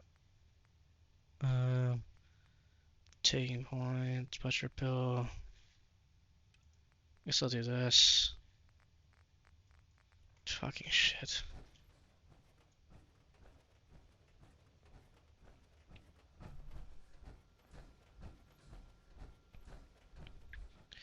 I think the reason, because it's just more of the outpost builder, and I really think that's like the worst. I mean, but like I do agree that you kind of do lose yourself in it at the start of it, but like if you're like me, like you really just want to focus on the action RPG, not really like the micro like management shit, it's really not that worth it. And you also end up just doing the same shit anyway. You end up either putting crops, buildings down for beds, and then the water shit, and then defense. Like you do the same thing for all the settlements. Like they all end up needing the same thing eventually. So there's no real like. I guess the worser thing would be like having each place have a different requirement. But I don't know. I feel like just having something would have been good.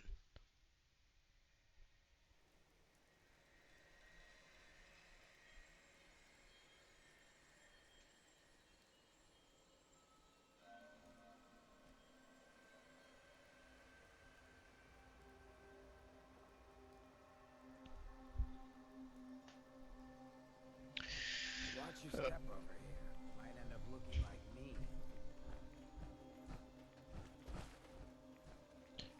Honestly, just because the fucking Deacon was already bad before. Like his character made up for it, but like combat-wise, he was already bad before. And now with their like aggression being weirdly messed with, I think he's gonna even be worse. So honestly, we're just gonna pick up. Wait, I'm already kind of here. Fuck, I'll do it in the arm. We're gonna pick up the dead rep. Come here, come here, HC. Okay. I got my toes crossed. Have it not be a love song. I don't want to hear listen to a love song right now. Some or all of you may have heard of that old Parsons Asylum in the Northeast. You may also have known. Stay away from it. I guess no one told a group of raiders about that because word is they attacked it recently. You'd think that might mean the place is overflowing with raiders right now. But you'd be wrong. It's empty. Abandoned. Now you could assume they got what they wanted and bolted. But given how creepy that place was, you can't help but wonder if something else happened. We may never know for sure. You know what? Oh fuck, wait, what? That's okay with me. Let's do. Roy Brown thinks makes a mighty, mighty man. I don't really know what Travis was yapping about. He said something was emptied, but he wasn't sure why.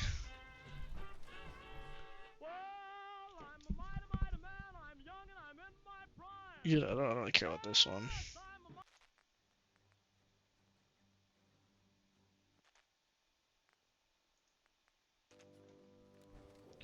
Next to this. Fuck no, that shit really. That shit almost want me to steal. I'm really trying to fight it now.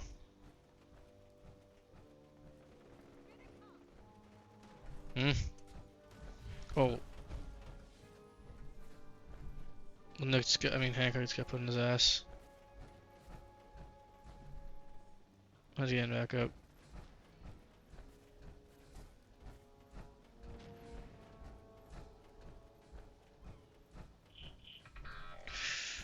Oh, oh, oh.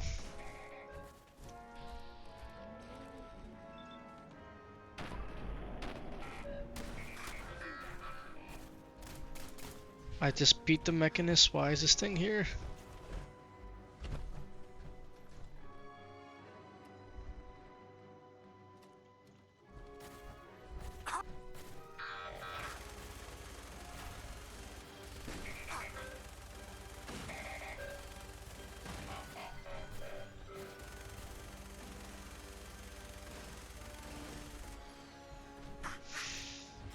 Cunts in a fucking sack.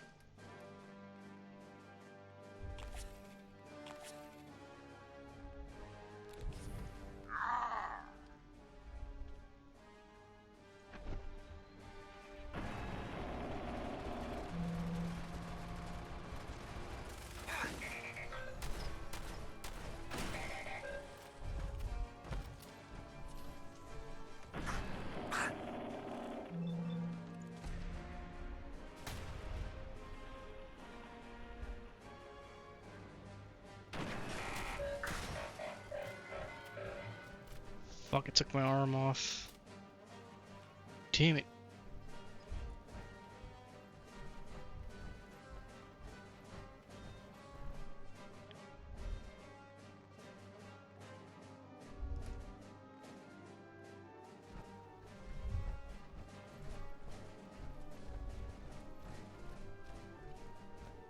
Kind of got like the 70s like adventure music going on right now.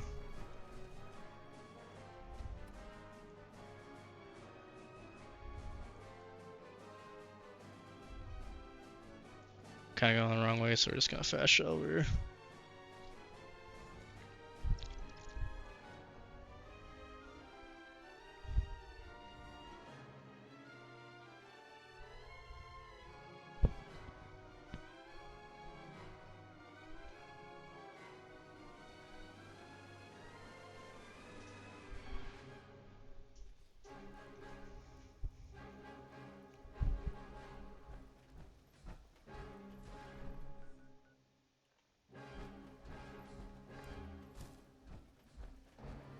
It's so dramatic.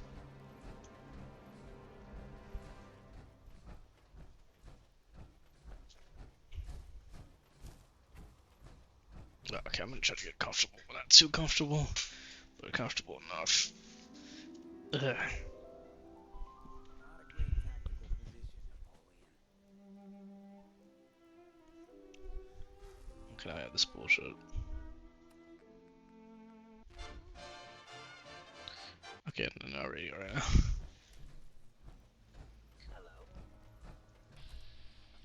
Ah, shit.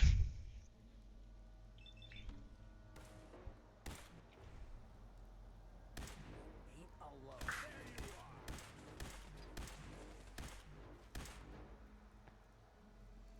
Know yourself pretty well, brother.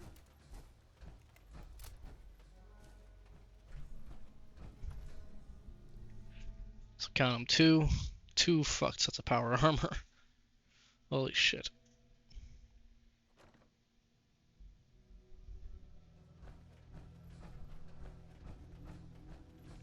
Honestly though, I don't think I would have survived that Protectron. I mean, that Saltron, if it wasn't for the armor.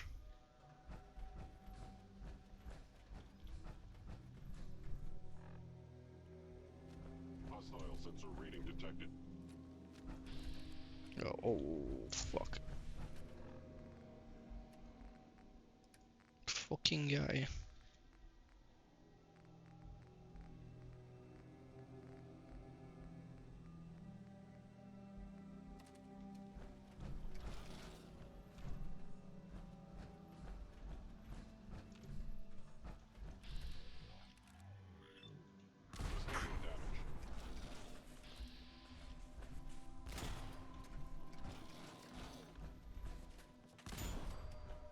Got him. Jet after that.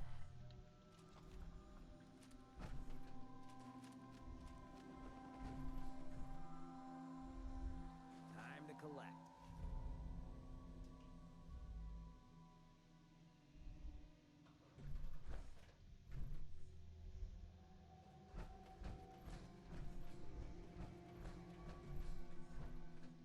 Perfect.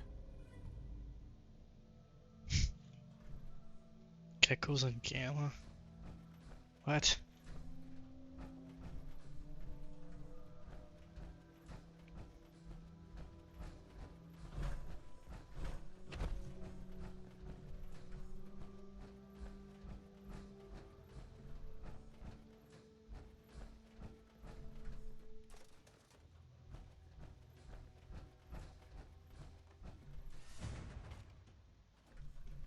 Oh. What the fuck is blended in with the background? Critically damaged. You scared now?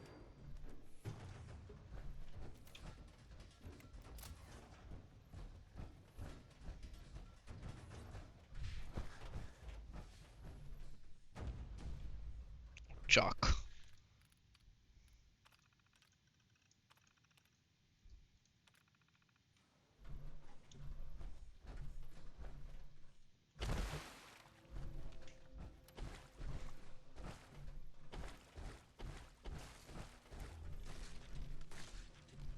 That's not good. Is there Milux here? Oh, yes there is.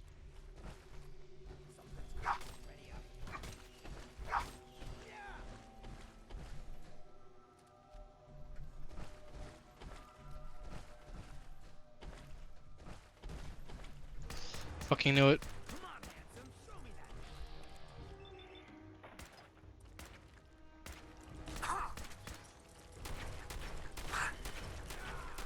Nick, I'm getting kind of clawed open by a giant crab. Could you shoot the fucking thing?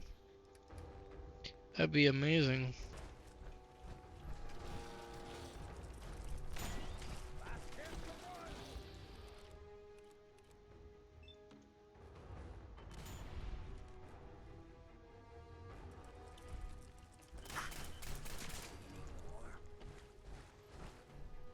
I just see my armor breaking off. Hey. What do you need? Maybe unequip that. Hey. Shoot. Open for business. What happened to a shotgun? I don't know if he's gonna shoot it or not.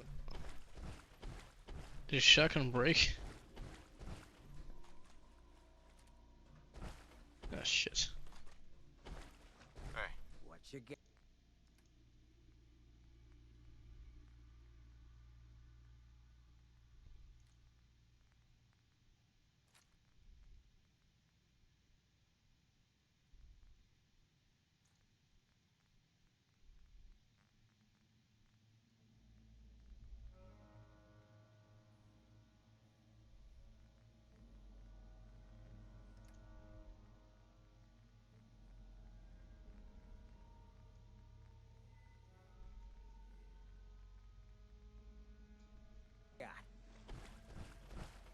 Huh?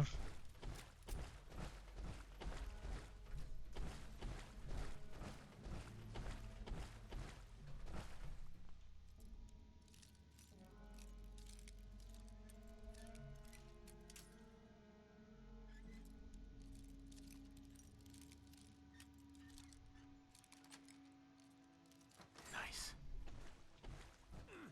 Next one better kill me. I don't see it. Come out here.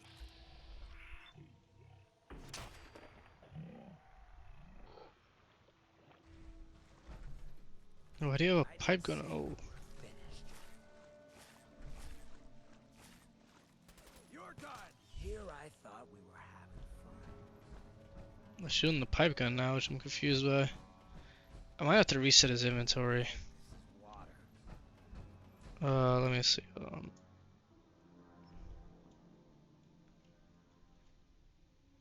Fuck. Because it's, sometimes with Deacon, his clothes would like overflow on himself. I forgot the command. I'm gonna have to reload a save too when I do that.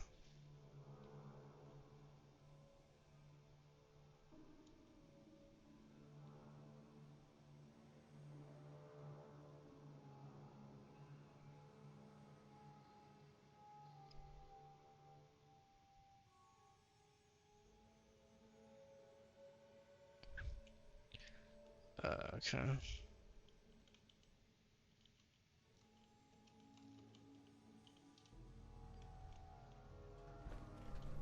Yeah, I don't think I did shit.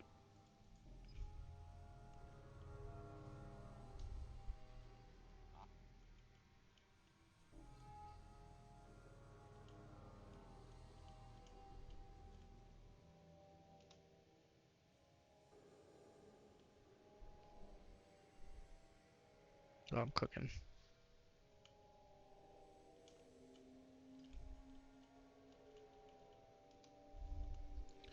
I don't think I did it.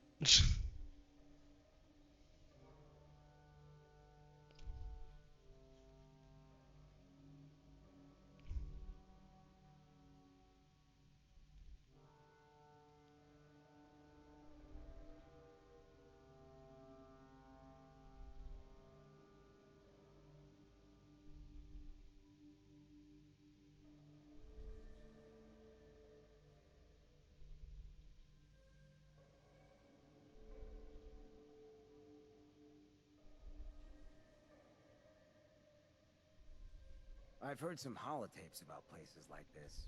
Drug. Wait, hold on. I gotta do some other shit and I don't know. Alright. Back talk, fraternization.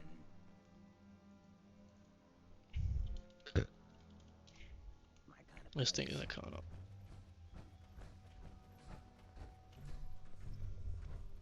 It's gonna give me some lore, but I'm trying to. Is this? Okay, here we go.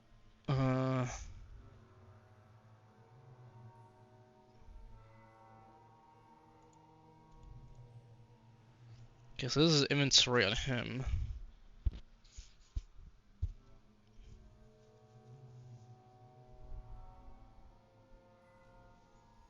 But it doesn't say locked. If it said locked, I would just take it out.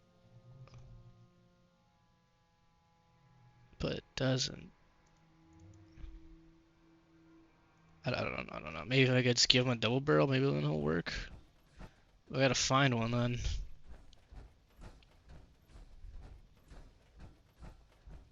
Cock. I'm just gonna assume that's Todd because his shotgun literally came to pieces, which is kind of confusing because this game doesn't have item durability. But yeah. Oh fuck.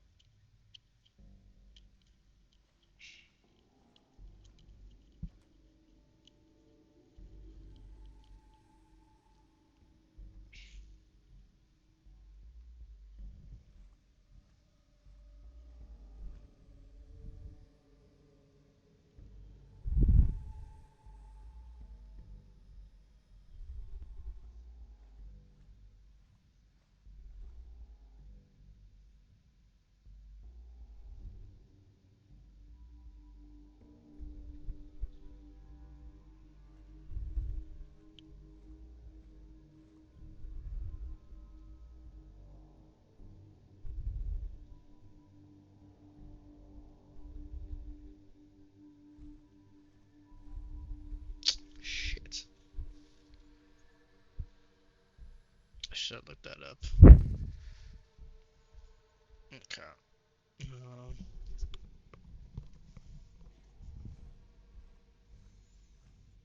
Fuck yeah, I don't see chatting at this. Shit, I'm at the call out there. Cause like, it's like, it's holding up on my eyes. Oh, I'm not even streaming. Almost 2 hours. Fuck. Yeah. Oh yeah, that's kind of the one. What was the thing that they said in the Fallout show? You will get distracted by random bullshit. That's pretty much what happened there. Okay.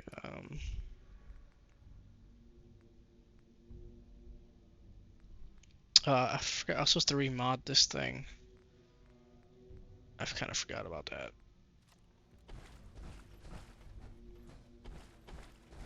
Um.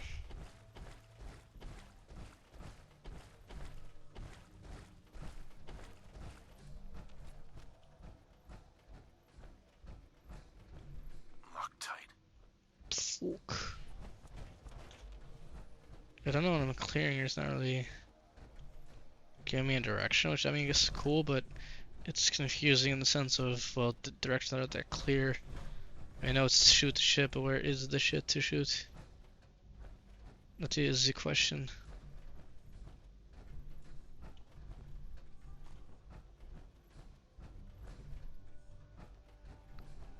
Okay,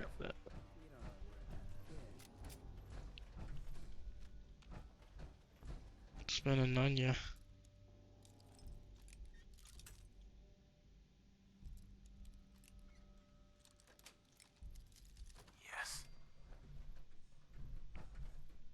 It's a random thought. It has nothing to do with anything I talked about in like the past 2 hours, but Legend of Korra is actually pretty good. And like I was very surprised. Like I thought I was worried it was just gonna be the same show just with like a female Aang, but no, if anything, if I would make a like direct comparison to anyone from the series, I would honestly say she's kind of like Toph and Katara mixed in with like a little bit, I guess you can say, of Zuko.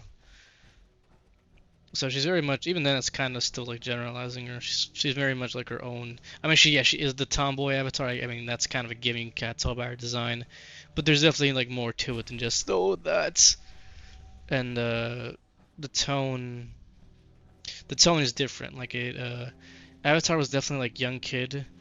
I would say like this is like kind of like young adult-ish, like how you put it, like the grassy era of like young adult thing, where it's like it's young adult, but it's the young adult in the sense of like it's for like 17-year-olds and like 19-year-olds in the sense of that, where it's like it's more like older teenagers, young adult, but yeah, whatever.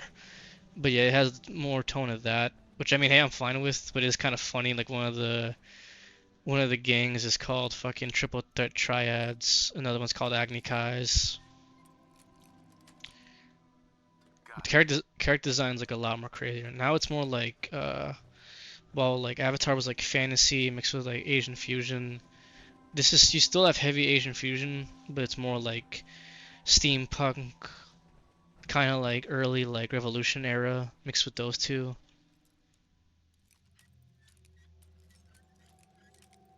I'm pretty sure guns. I mean, cars are a thing in this. Like there's like Model Ts flying around. There's a plane, so I'm pretty sure there's guns in this.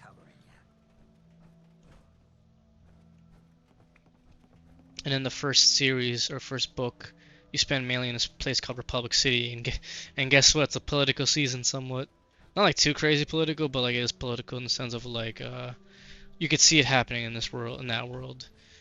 But to give the show credit, or like I guess the acting like stars, J.K. Simmons, he voices Tencent, which is Aang's son, and the antagonist is voiced by Steve Blum. So if you ever like needed a reason to check it out, because I'm gonna be honest, I didn't watch it at all when it was on Nickelodeon. I think that's why too, because like I felt like it was something for Nicktoons, but it didn't come out on Nicktoons. I think Nicktoons got shut down in like within like 2 years of the block. But like yeah, it was inconsistent. I think I saw a bad episode too. Like there definitely is like a love triangle shit going on, but it's definitely more like how you put it. Like like Avatar did a lot of like, oh, will they or won't they kiss with the Avatar and Katara shit, even though you knew they were gonna kiss by then? Because I'm like, bruh, they've been kind of like been alluding to this shit, and like not to be like, I mean, I hate to be the astrology guy, but Katara is a water sign. Like I hate to do that shit. I mean, I'm a water sign, but yeah, no, I can really see that she's a fucking water sign in the sense of like really moody and also like kind of flirts with fucking everyone they see. So, and I'm a water sign, so I'm just that's talking shit. I kind of fit into the stereotypes too a little bit. So, where was I going with that? Oh yeah, so um, Korra does share that somewhat, but there's like a whole love triangle thing, which I kind of got spoiled by it, but actually it turns out there's a reason why it's a love triangle thing, and it's kind of like, I'll be honest, I don't mind. I mean, but I am kind of biased though, because it's like, if it was like, if it was the tables another turned, if it was like another way about it, I probably wouldn't have liked it, because it would have just felt kind of random. But I feel like with Korra's character, and I'm gonna just be honest, it has to do with Asami. And fucking, I kind of have like a fucking weakness for Asami. I mean, I don't think it's that. I mean, I see the fucking design. It's really not like. I'll just put it this way. I liked Shigo and Raven a lot when I was a kid. So if you look at their design, it's really like, yeah. That's all I really say on that, because I think she's 18 technically, but I still feel kind of strange saying that about a cartoon. Let's see. Let me look at the wiki here.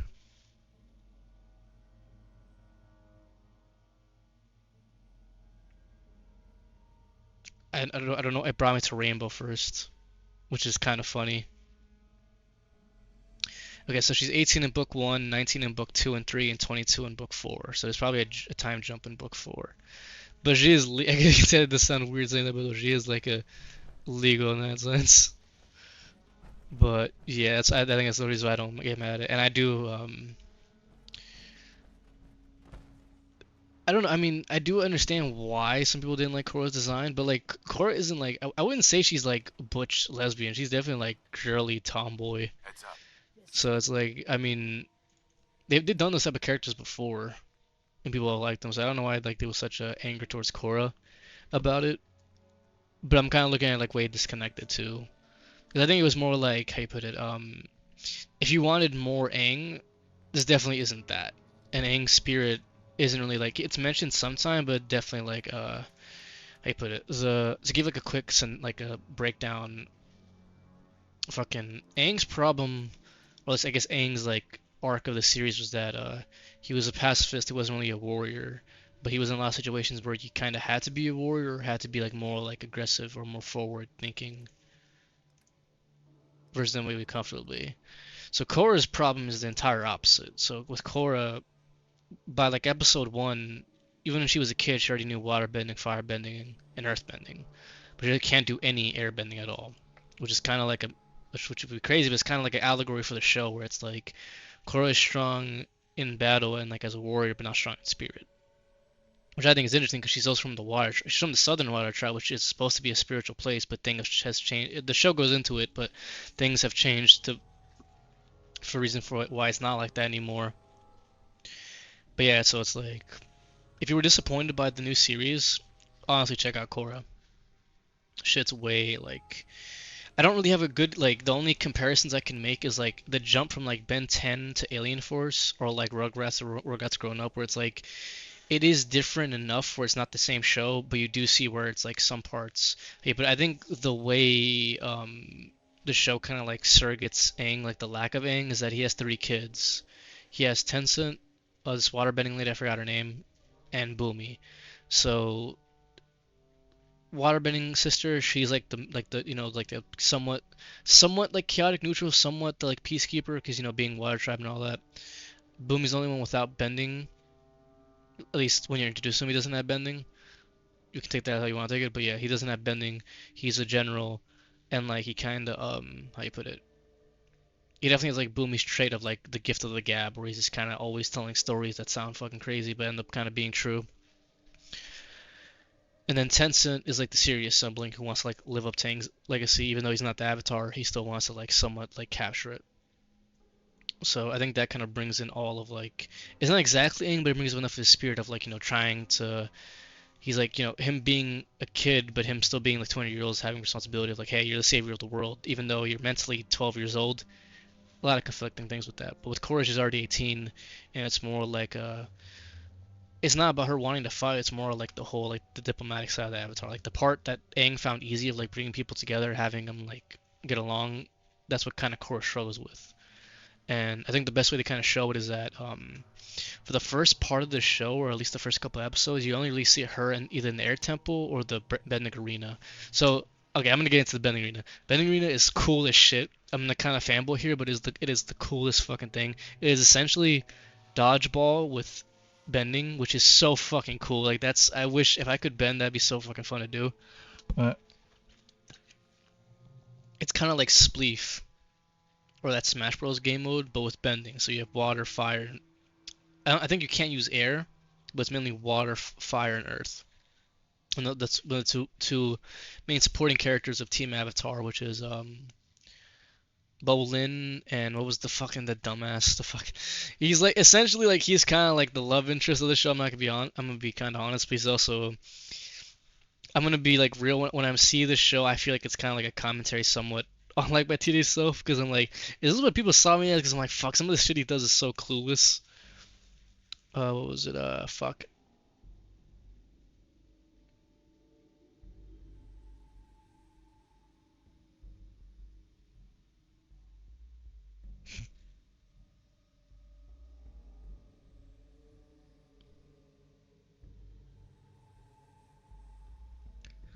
What the fuck is it?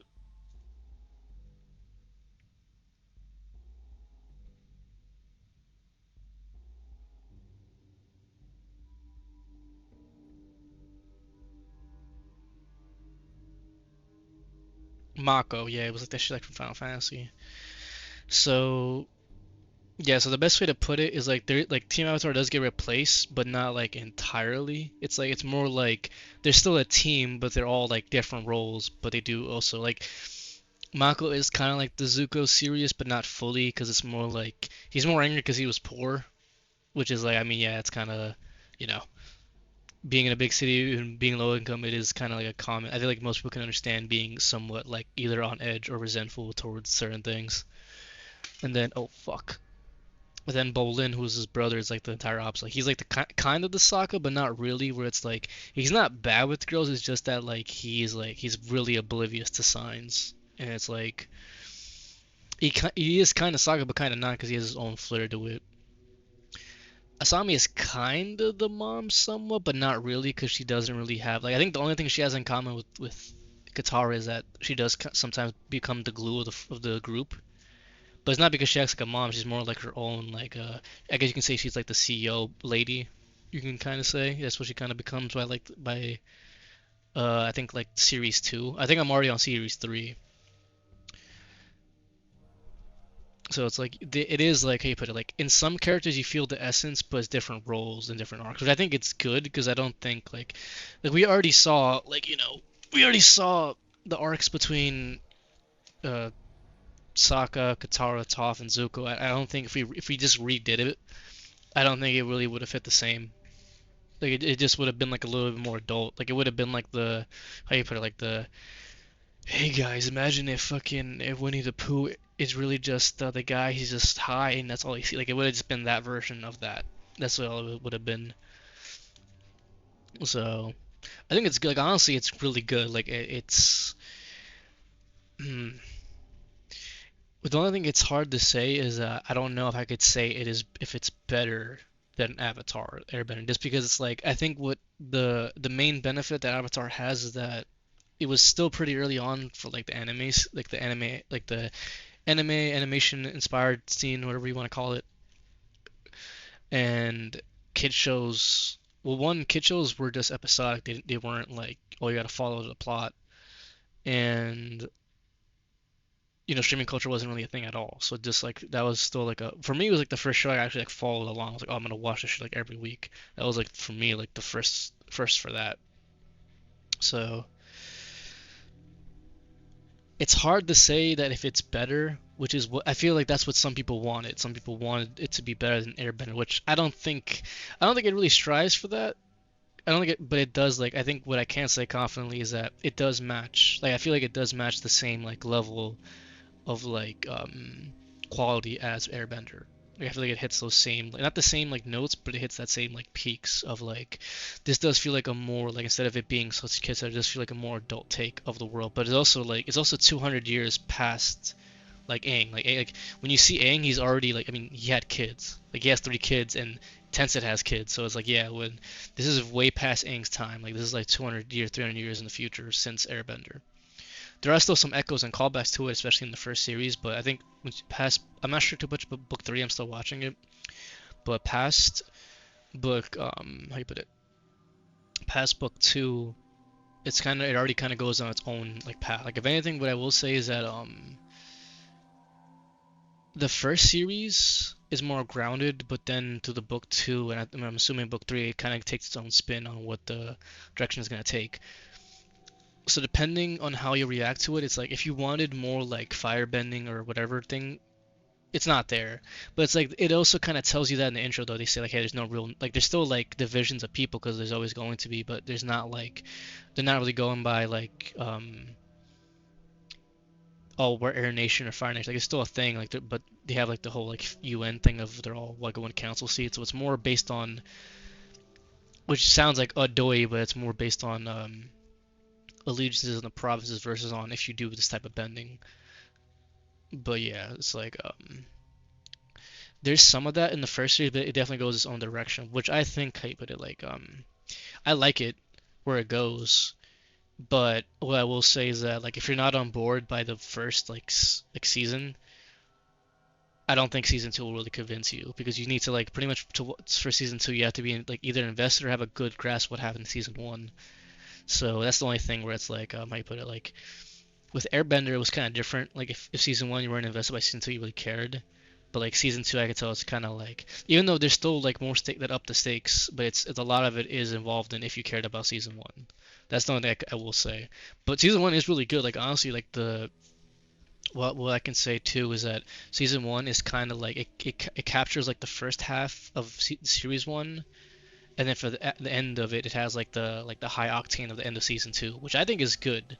Like I think how you put it, it gives you kind of the best of both worlds of like you get like kind of the character building, but you still get all the action and plot like and the plot forwarding. Like pretty much like by the end of series one, even though it's like 25 minutes an episode, a lot of shit changes within those like which is like dub, but a lot of shit changes within those 8 episodes. A lot of shit changes. So honestly, if you like Airbender and you didn't like the live action, watch Korra. It is really worth watching.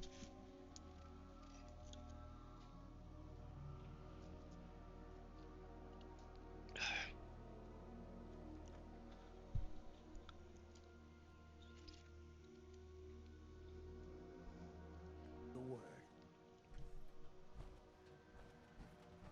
I still don't know what I'm clearing out here.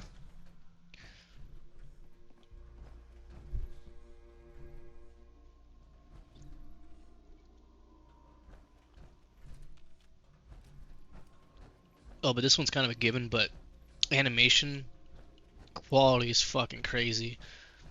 Which I mean, you'd be like, yeah, no shit, it has more money, but it's like you really like, it's like you really feel the jump in tech they had between the series. Oh, and the bending, holy shit, the bending looks so good.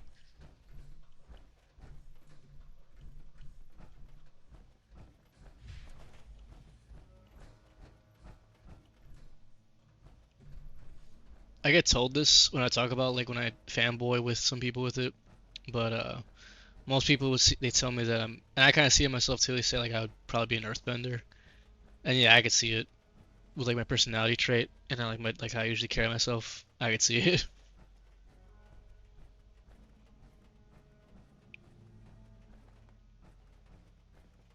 I mean, it is I mean, between honestly, it's between earth and fire for like the most useful elements, like most practical elements. Oh shit.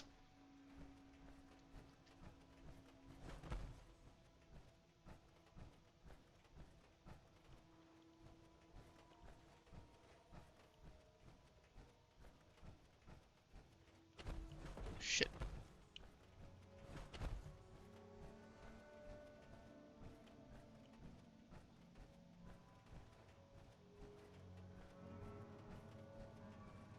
Oh, just so like I can have some of the fangirls on board. So Zuko does make an appearance in book two and probably does in book three. But to show you how big of a time jump it is, when you see Zuko, he has a kid and his name is Iroh, funny enough. But and when you see Zuko, he's older than Iroh. Like no funny shit, he's legit older than Iroh when you see him. Not his kid, like General Iroh, the dragon. So yeah, the time jump is fucking deep.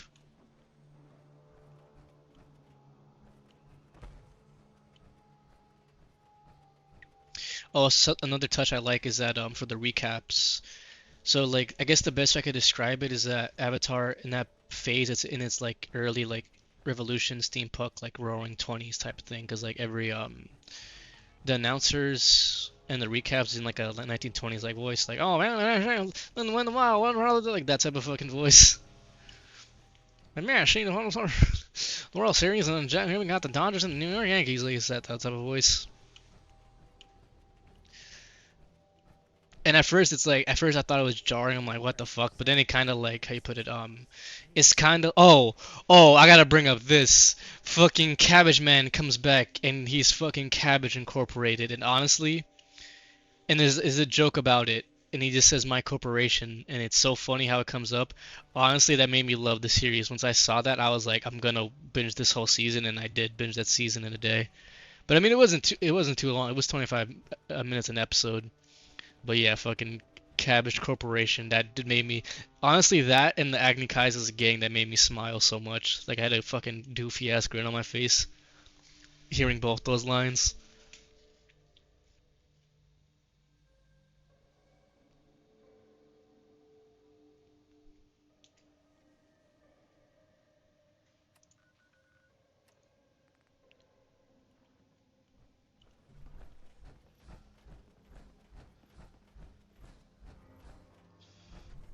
So I guess my like synopsis or like my closing statement would be it is something new, and it does build off of what the previous like series has given us, but does give us like a new enough of a take and new enough of a setting where it does feel like a new like a new book in a series. Like no shit, but it does feel like a new like extension instead of just like how you put it um like no shit, a new Avatar is gonna be different from Aang, but you really do feel like it continued. Like it, I feel like they could have really fucked it up really easily, or just made it like, hey, I'm this girl boss Avatar. I'm good at everything.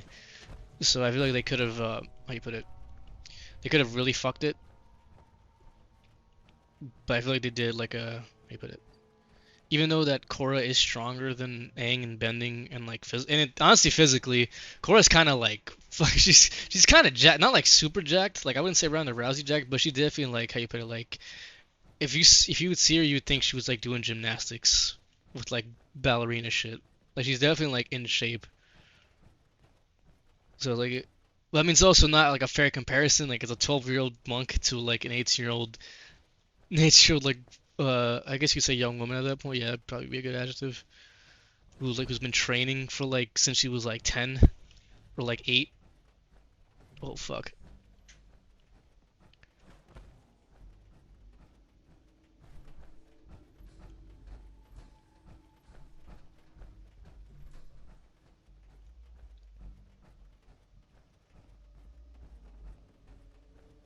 But she's definitely like, I guess the best way you can put it is like her most of her mode is she kind of is like tough, but she does have moments like of like her being soft or like showing more like her like different side with like the Katara moments sometimes. But it's not, I wouldn't say she even really acts like Katara. It's more like it'd be kind of like when Zuko would try to act nice. That's how she would be acting nice, but it's in the tone of sometimes like what Katara would say.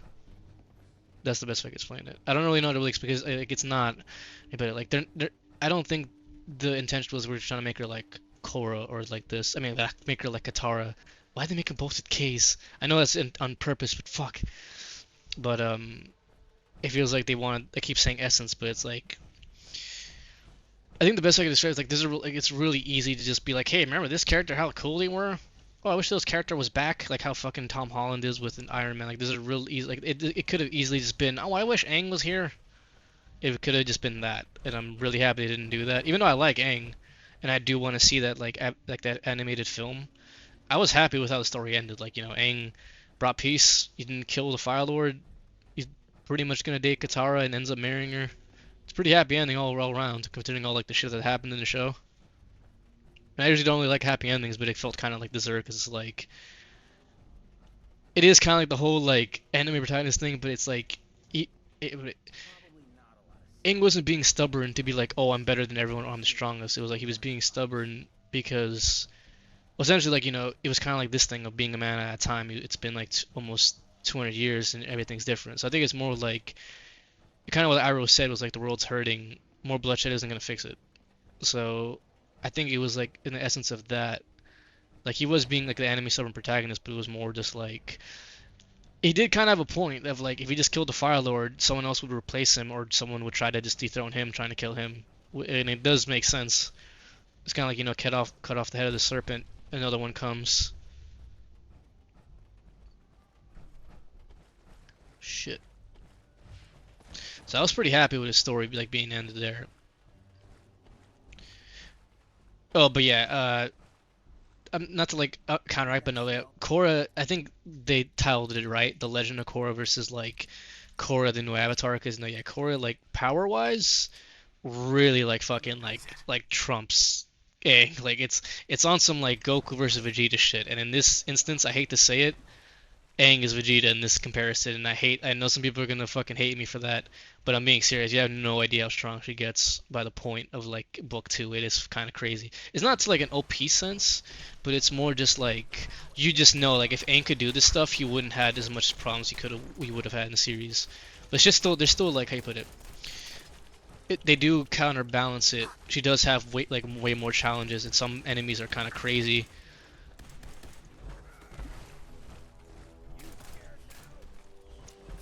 There's definitely been techniques developed against benders so they're not like overpowered or like monarchs of society. Shit. Last chance to run. Well, they tried. I guess you could call that trying. I gotta take a fucking leak. It's still not clear? I don't know what I'm clearing here, bro. Okay, I'm gonna go take a leak.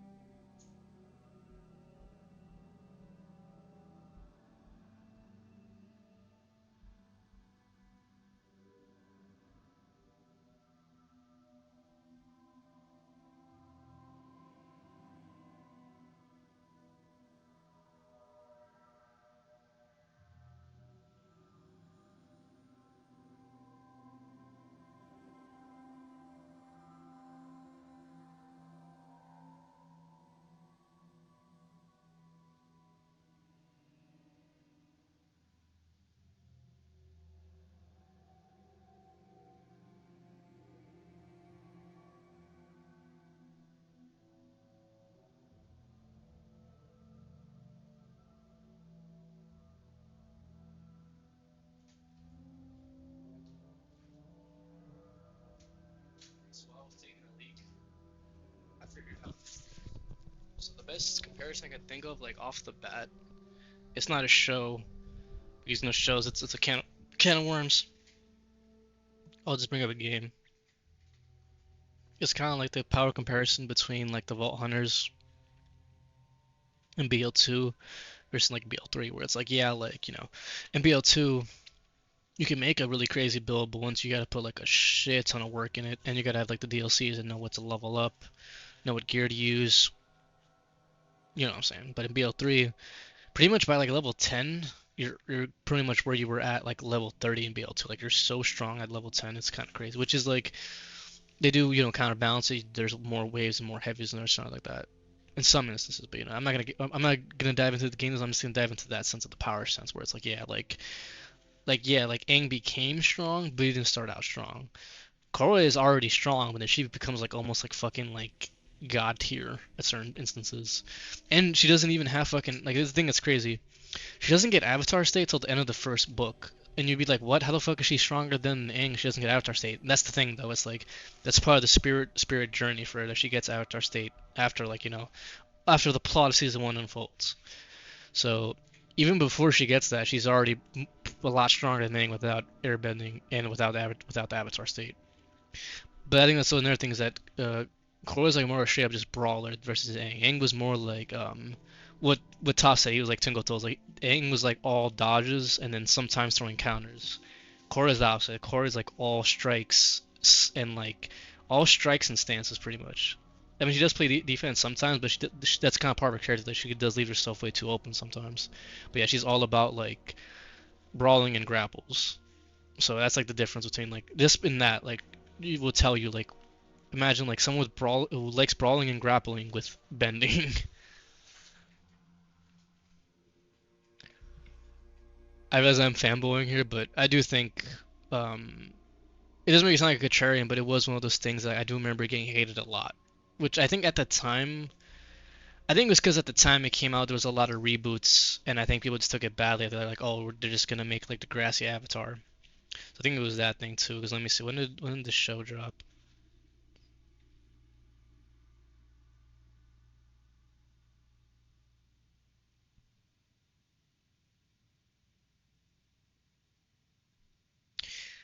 Yeah, 2012 to like 14 to 2016, there was like a lot of reboots, a lot of like, you know, let's revive this property because it made money. It definitely got worse now, but it was like that's when we hit like the like people starting. I was like, oh yeah, like you know, we're just kind of bringing shit back. So I think it was because of that, the climate of it. of there already being so many reboots and a lot being fucking disappointing. And I think it was also because of like Nick kind of this premiere 2010. This is probably premiere with like the fucking Loud House and all that shit. Like I think yeah, this was definitely something that should have been on Nicktoons, not on Nickelodeon. But I think that's also kind of the it was kind of like the market of it, where like Nicktoons lost to Cartoon Network, which is like yeah, duh. And then Cartoon Network now. That's something that kind of like on some real shit. I'm kind of like dropping like the cool guy act for a second, but on some real shit that actually kind of like got to me. Like seeing Cartoon Network shut down, that like honestly got to me. Like on some shit. Like I'm not really gonna get like too crazy into it, but it did definitely get to me. Let me see, when did it close?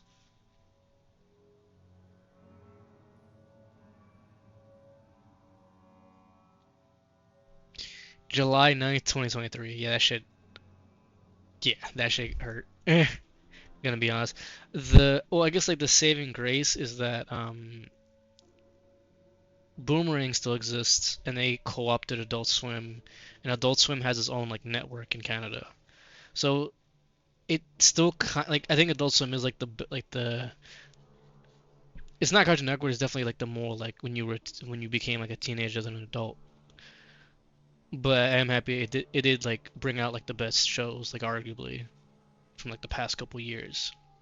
So I mean that still exists, and we still get like the archive channels with Boomerang, but it does kind of suck like damn like let me see. I saw like a photo of it of like the generations of Cartoon Network, and I was like fuck. Let's see.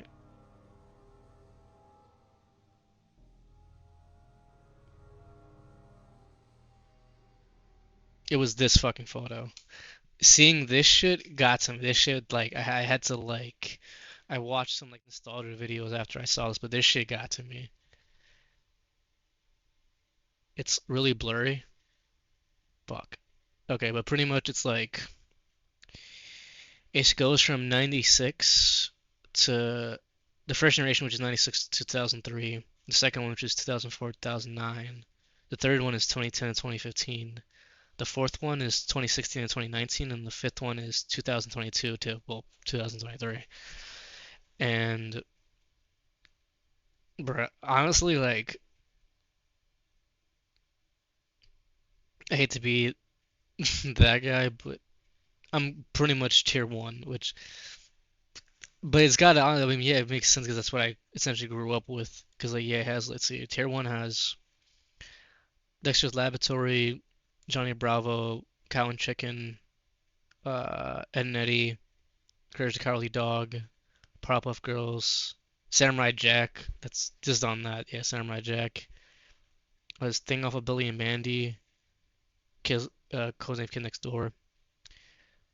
Then from '04 2009, I still watch these shows though, which was Imaginary Friends, Mega Sex LR, Puffy and Yumi, or that like emo chick and the Probo chick, Camp Lazlo, that like spy show with the family with the white hair, Flapjack, Early 2000s Class, Chowder, Ben 10.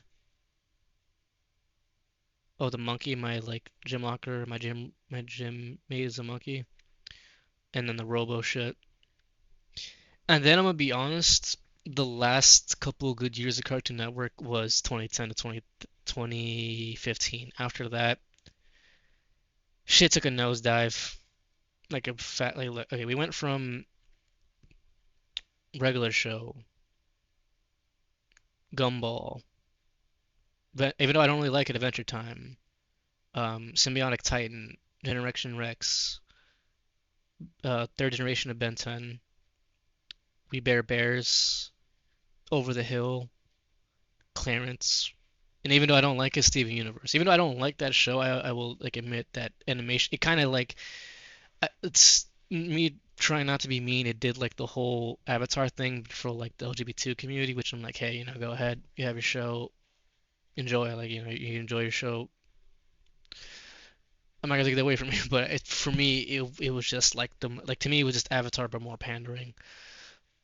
But okay, but we went from that to I don't even recognize all these other shit. What the fuck is this? We have the shitty Powerpuff Girls remake, the shitty Ben 10 remake. Um, this guy looks like a fake Street Fighter character, random token ethnic kid, and that's it. That's the 2016 to 2019. All of that shit is misses. I don't even. And this one shit is just a piece of celery and an apple. What the fuck is that? So yeah, that shit went from all misses. Honestly, just having Symbiotic Titan and General XLR or Generation Rex already put this way above a league than it could ever reach. But with regular show, Gumball, and Adventure Time, yeah, no, honestly, like if you wanted to like capture like the era of like 2010 cartoons, it would be those like one, two, three, four, five, six, those six shows. It has like the best and worst takes of it, like the fucking the reason I know Adventure Time eventually gets good, but the reason why I can't get into it because like Finn's whole personality is like uh the fucking like kid who like made everyone laugh like once beatboxing and then he just kept doing it all the time. That's legit Finn's personality. Sorry to break it to you if you fanboy or fangirl over him, but that's his fucking personality and it is annoying as shit. I like Jake. Jake and Beemo are cool, but yeah, Finn is so annoying sometimes. Like so fucking it's like so annoying and it would just hurt. I know he gets character development and all that shit, but like for the majority of it, he's just like that annoying fucking preteen kid who just like either he thinks he's the funniest thing in the room, or he just learned a swear word and he just keeps saying, even though he doesn't swear, but he always says like, "Oh, what the flip, what the garbage." He just says it all the fucking time, and I'm just like, shut the fuck up. It's like I'm babysitting someone's annoying fucking kid. And that was when I was a teenager. I don't even want to imagine what I'd say to that show now. I didn't even attempt watching shit because I'm like, nah. I mean, I watched regular show because it's pretty much regular show essentially is stoner humor for teenagers when they didn't either couldn't smoke weed or didn't know about it. But yeah, fucking honestly, with these shows, I'm not surprised it went out of business because yeah, no, this couldn't survive. 4 and 5, I don't even know what the fuck 5 is. 5 is a guy with a fish in the head, celery and a mustache man, and Elliot from the. I don't know what is that. So yeah, no, it was fucking beat. But yeah, and I can't really say anything. What the fuck did Nick have besides SpongeBob reruns? What the fuck did Nick have during this era? Gravity Falls was Disney. Um, yeah, sounds like shitty live action shows. I don't know what the fuck they had cartoon wise during this. Let's see. I got super sidetracked from what I was actually talking about. Let's see 2010 Nick cartoons.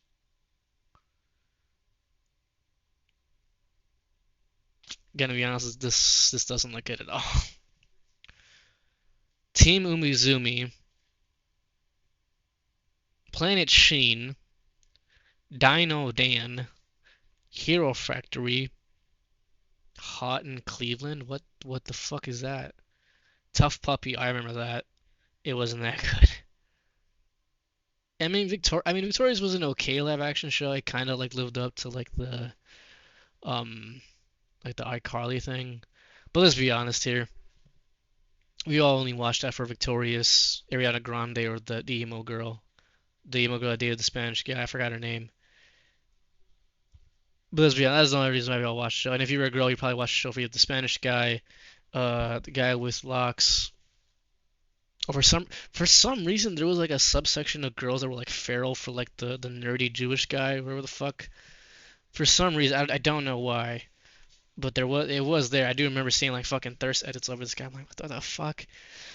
So yeah, uh, I can't really judge fucking like Cat's whole personality. Just I'm hot redhead airhead. That's legit her personality,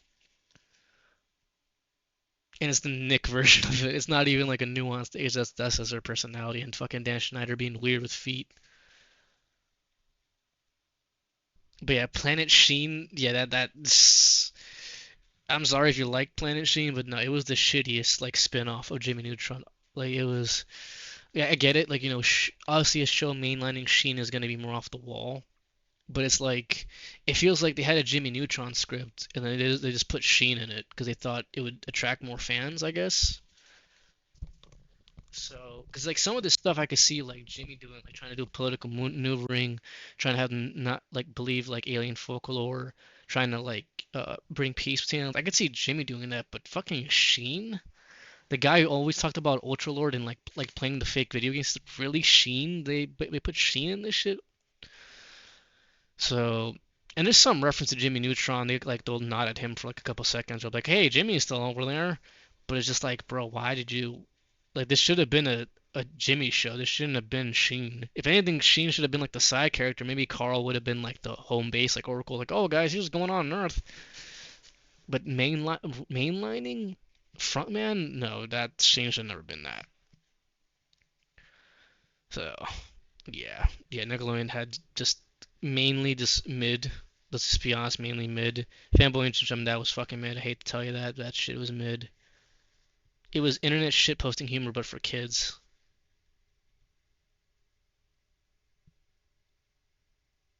And a Dora reboot, yeah, no, that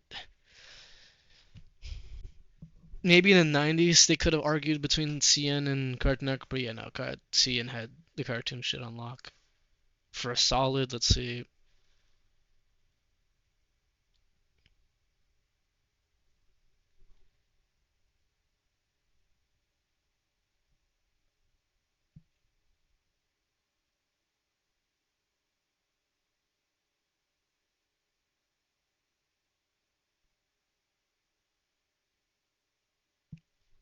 from '96 to 2015.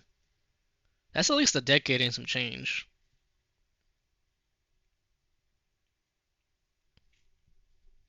That's with different shows, not just SpongeBob. I mean, Nickelodeon did have Avatar, but I think that was just like a happy coincidence.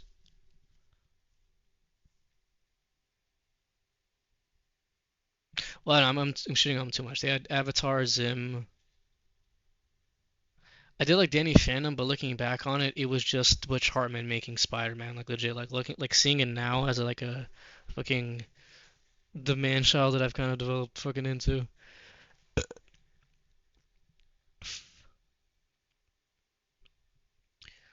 That shit is pretty much just Spider. It's just like his fan fiction Spider. It does take it in different ways, but like it's pretty much Spider-Man. It's hard to rewatch it. I mean, there was a saying that made me realize it was fucking Super 2000s. It was Paulina. Also, another thing I probably should have told him I was gonna like Toxic Women. I liked fucking Paulina and Starfire's sister. That should say enough about me and my dating history, but yeah, that oof. I should have seen the signs then.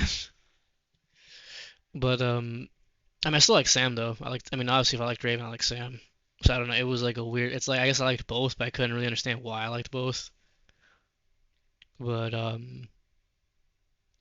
fucking hell, that just fucking honestly that this has nothing to do with it. But holy fuck, so many fucking people fit into like that Paulina like mold and or like what's her name Blackfire. Holy fuck. Ugh. But okay, anyway, any fucking way. Um, no, yeah, the Cartoon Network really had it on lock for a while. Damn.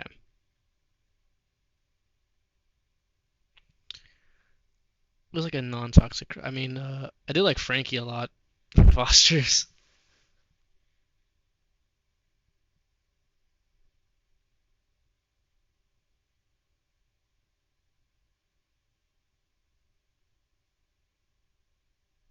Which also kind of that was also kind of me as a kid. I remember I had like a lot older crushes.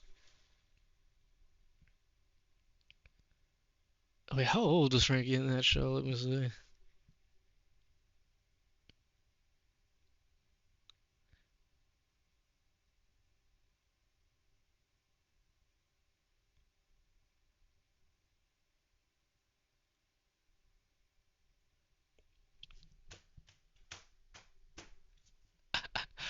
Let's explain. She was 22. I was 10 years old, crushing on a 22-year-old. That makes a lot of sense.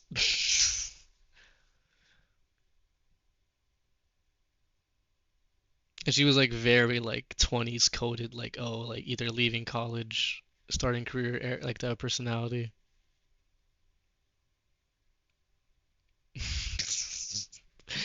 This explains a lot.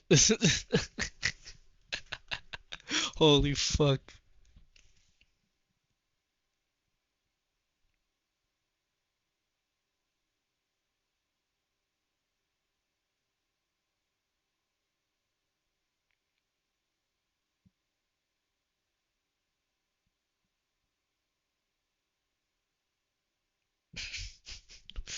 I'm just laughing at him because holy shit, a lot of like it honestly makes sense now that I'm really thinking about it. Holy shit, like I don't know if it was on purpose, but I was kind of coded by my cartoons. What the fuck? Now that I really think about it, what the fuck? What the fuck? Shit.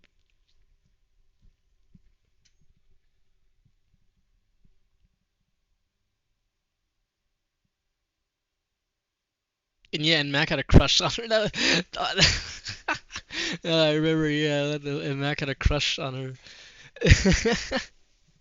For majority, yeah, that this holy sh. And I'm kind of honestly, I just realized I'm kind of wearing something Mac would wear, except I'm wearing a blue CK shirt. But like this is kind of something he would wear. But and I used to have a fucking. I didn't want to have a bowl cut, but I was forced to fucking have a bowl cut. Obviously, hold on.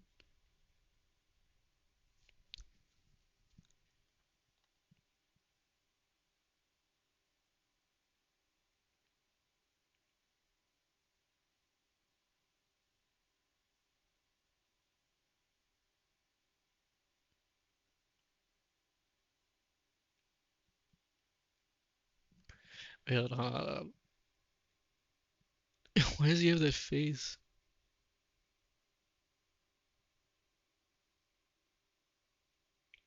Okay, look, this is. I don't have shoes on, but is it like?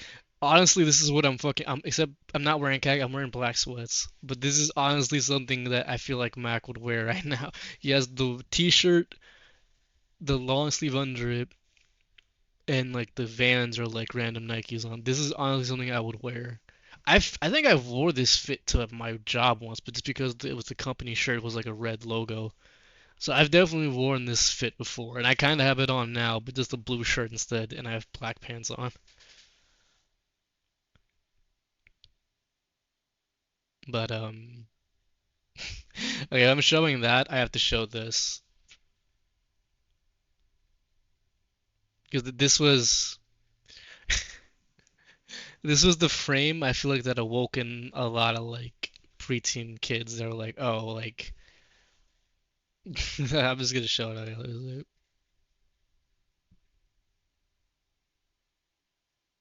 There's already like cosplays or fan art of it. But okay, here it is. No, this is a drawing. This is fan. I'm trying to find like the official thing. Wait,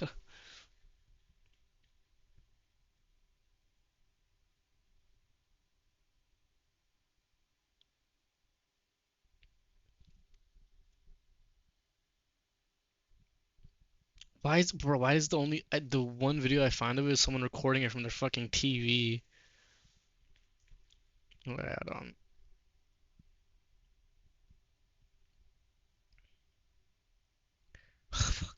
I didn't want to show the fan art, but I honestly might have to because it's only the high res we have, but it kind of proves my point, it kind of doesn't. Okay, honestly, this is kind of like the closest way. Can I find something more like exact? Fuck, I don't want to, but I'm gonna have to use Pinterest.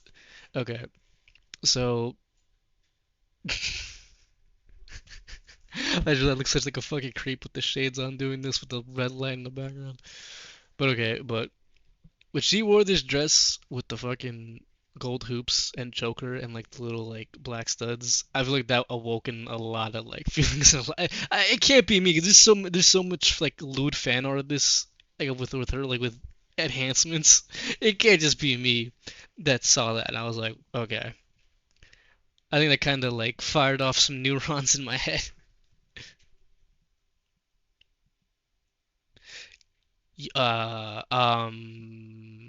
It's a good thing I have shades on because some of this is really explicit. Okay, but yeah, when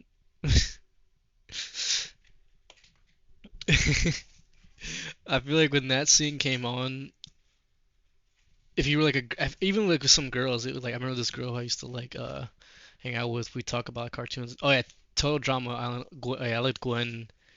Uh, that tells you why. I forgot the other ones, but I like Gwen and Courtney, which also says a holy fuck. That says a lot, especially Courtney. Oh, holy shit, that says a lot. But anyway, what was I go? Okay, so yeah, so when that scene came on, I feel like that awoke in like a lot, like how you put it? I guess it was like the MILF awakening for some of us, or at least like we like dating older people, because like you didn't really, especially at my age, you definitely didn't see. I mean, I know now shit is different now because like with hormones and all the food and all that, but like yeah, you didn't look grown unless like you were grown. Like you didn't look you were grown until like maybe like towards like your junior year of high school or like senior year. Obviously, there was exceptions to that always, but like that was like on a general basis. Like there was some people, even in my age, some people like this one guy, this Brazilian guy I knew, he was big as shit. Like I'm talking like this guy was like 180 since like freshman year. I'm like, what the fuck? And like he didn't really work out. I mean, he played soccer and sometimes played football, but he didn't really work out like that. He was just fucking big. But but yeah, so obviously there's exceptions to the rule. But on the general thing, most people like we did like we looked like we were teenagers. We didn't look like we were like 20 or 25. So like yeah, you didn't really see that type of look unless it was on like 20-year-olds or like late 18-year-olds or stuff like that. So I feel like that's what kind of awakened that in my brain chemistry.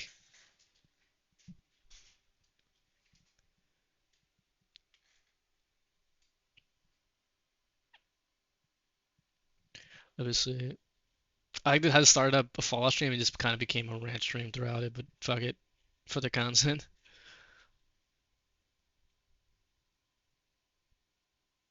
Okay, let's see what we got here. Um, I just want to see season one character. I don't really. I'm gonna be honest with TDI. It was only really good the first season. Like, let's be real. The other seasons were okay, but I feel like it only like the reality show like making fun of parody thing. I think it only really worked the first go, just because he had like the it kind of like it was like the Simpsons thing where it was like at first it started off with them making fun of it, but then they became like the best version of that. Like honestly, if you want to watch a reality show, watch Total Drama Island. It's pretty much all the good parts of a reality show without like the extra baggage. And I hate reality TV. To me, that shit is boring. I hate fucking Jersey Shore.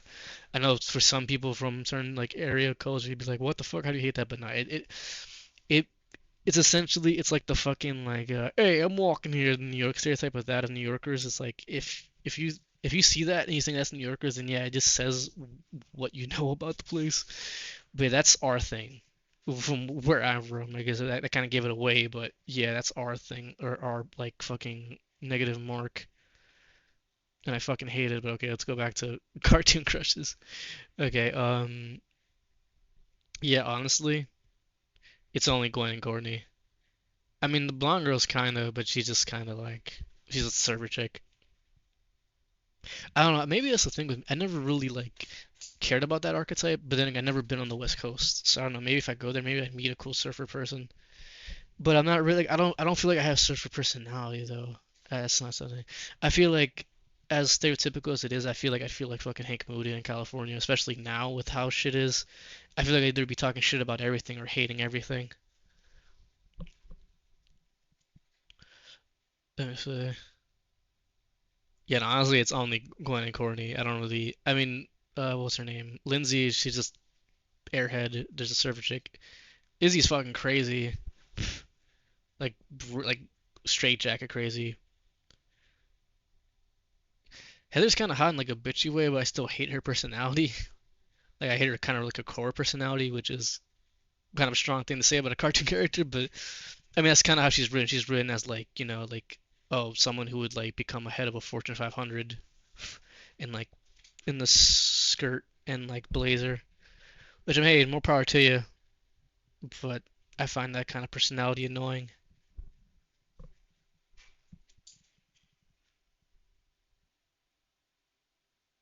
I just realized I'm kind of again I'm kind of wearing what Duncan's wearing here. I just realized that's what fucking the last person I talked to with the show who I was sharing with. It's funny she's from Cali. She was definitely like corny, and I wouldn't say I'm Duncan. Something that's weird. I don't know if it's a me thing, but I never been to juvie, but people ask me that shit.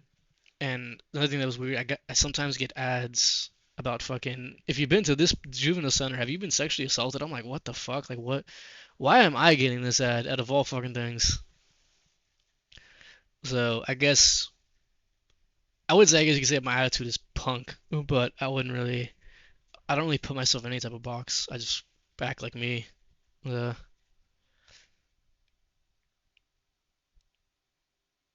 that's so fun. But I am kind of close. This is if I was just wearing shorts, which I was earlier, this is kind of what he would wear. But I don't have dye hair. I did have highlights when I was a teenager for like a year, and then I took it out. I think it's because I took it out because everyone started doing it. Like I went from being the first guy, or at least the first guy around who was doing it, and then everyone started doing it. I'm like, eh. I did change my color like twice. Um, I had like regular blonde, then I had like the a burn, like kind of like the basketball player like color, and then to the last color before I just went back, I just went platinum.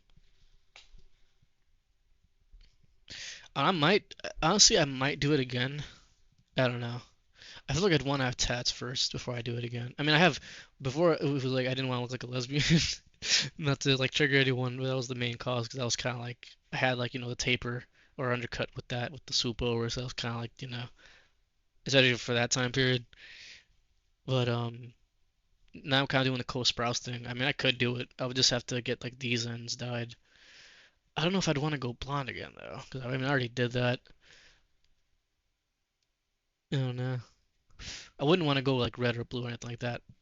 I could go if I wanted to really say fuck it. I could go green with that. I feel like that's too like out there even for me.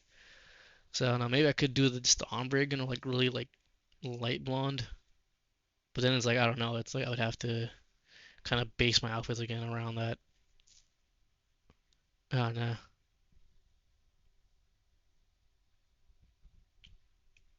Yeah. Okay. I've been ranting. That kind of jumped off to a lot of different places. I don't know where it jumped to. We got from cartoons to cartoon crushes into hair. I'm very scatterbrained.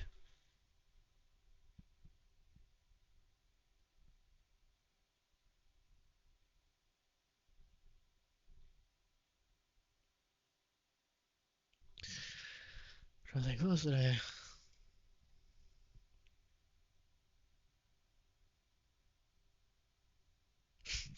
Okay, this is like a specific ass one, but fucking the Rogue from like the I think it was either like Disney XD or like Nicktoon shit from the X-Men class. I don't know if I can remember, but it was Rogue, but as like a Southern goth girl, and I think the description kind of says why.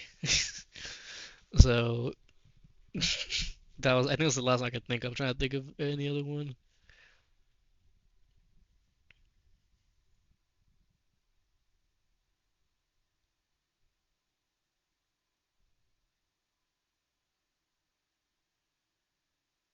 Yeah, I think that's all I got in my name.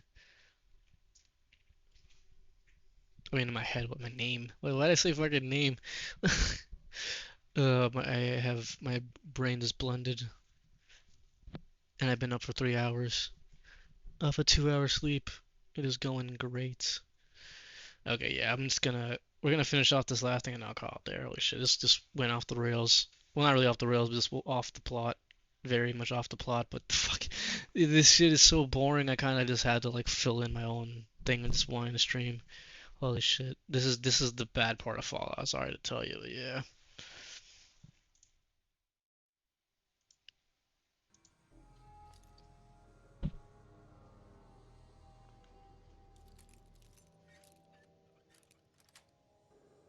Sweet.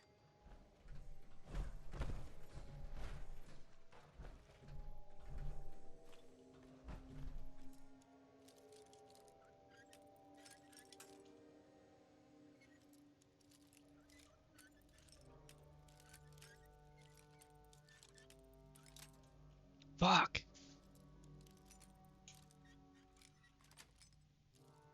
Yes.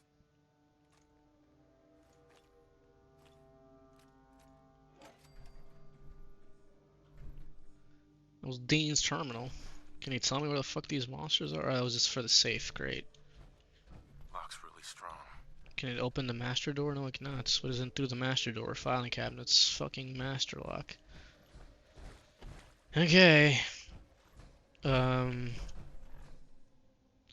See, I think I would be forgiving of this, but this isn't really like interesting. Like this is just another Always fucking shot the shit building. I've been capabilities of through this location already. Okay, here's the sense. for a while now, and they're a fun little adventure.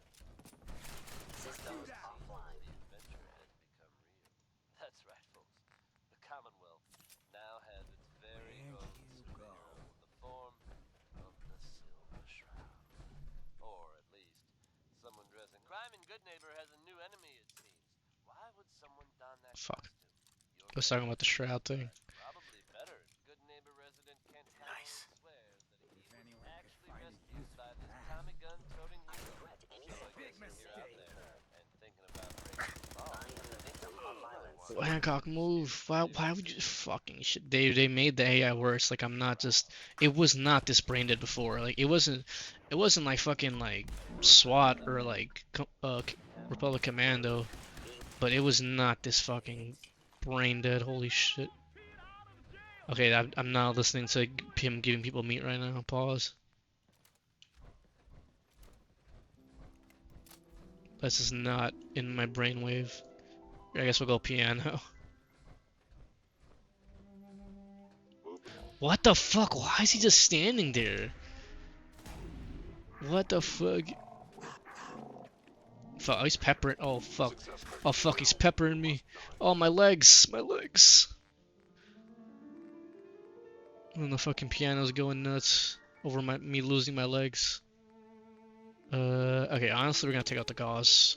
Cause what the fuck? Why was he just standing like a chameleon there? Ah, fuck. Oh no, his body fell. Damn, I wanted to loot him. Okay, let's get this last guy. Oh shit, he's the leader. He's the leader of the group. And he's down. Okay, so I've managed to fuck up 2 sets of power armor within 2 episodes.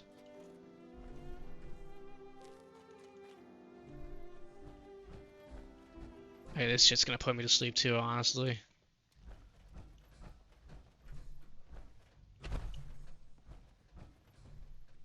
Okay, he dropped a pipe. Okay. Fuck you, guy. Out of all the legendary things you could have dropped, I would have even taken a fucking Institute rifle and I wouldn't have used it, but a fucking pipe, dude? Really?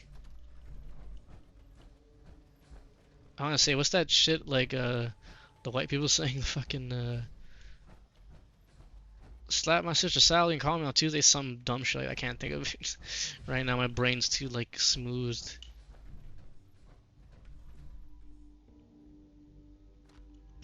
The shit that something that always makes you crack up is like, hey, newsflash, buddy. Oh, it was another one. I don't give a rat's ass. That was kind of making fun. They're stupid, but it's like you know when someone the fucking a man of the saltine tells you that he's like upset at you, but it's like you can tell it's like even in like his station of being upset, he'll still like be somewhat like, oh, I gotta be socially acceptable. Dude, it's funny. Oh yeah, I'm gonna fucking pass out, bro. Okay.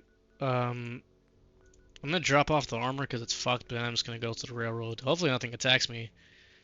But who knows?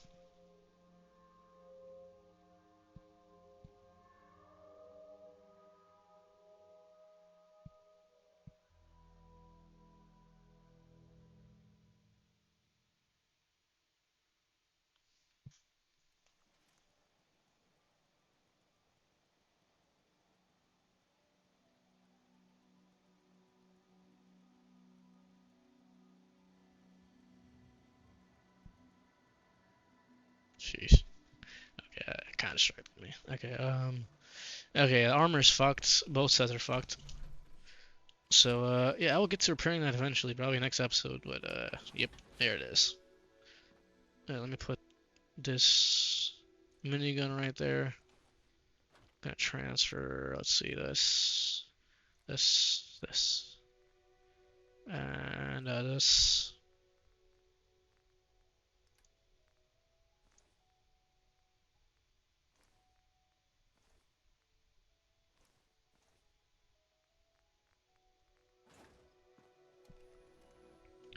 Okay. I still need to buy Stimpaks. But also, didn't I spend a lot on my... Yeah, I did spend a lot on my caps. It's just us, the legs now. Okay, we gotta go railroad.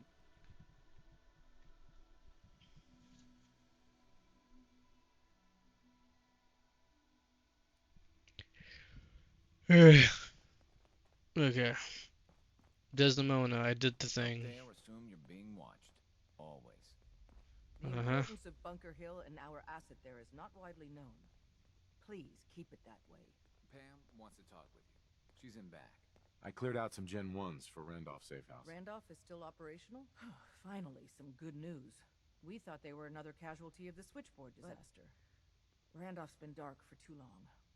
It'll be controversial, but we have to put them under quarantine. To who? If that's your call. It is. We'll play it slow and safe, and make sure they're our people before we bring them back into the fold. Our only communication with Randolph is going to be by dead drop. Check in periodically with Drummer Boy. He coordinates the dead drops for us. Thanks. Drummer boy.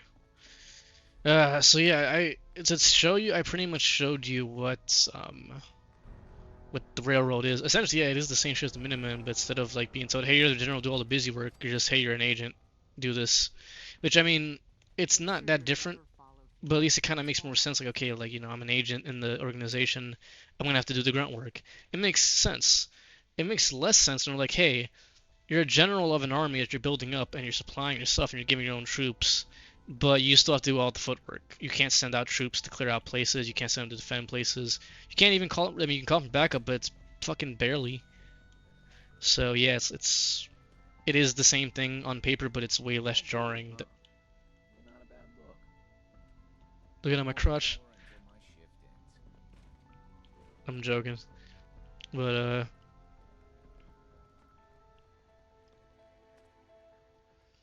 yeah, it's legit. You either get okay. The reason why I keep harping on the writing even now is because you get either the same flavor of mediocrity with either the Minutemen or the Railroad, or you get, hey, angry towards robots, even though that with since we're kind of crossing the line of what is robot, what is man, but they're still like hate all robots, hate all ghouls because yeah, we said so. And then you have the Institute, which is just, hey, you do want to be the bad guy with the evil mustache and a monocle. So that's why I kind of like hate it because it's like even though I don't like the Legion and I think if you choose the Legion you're either a Roman fanboy or a fucking idiot.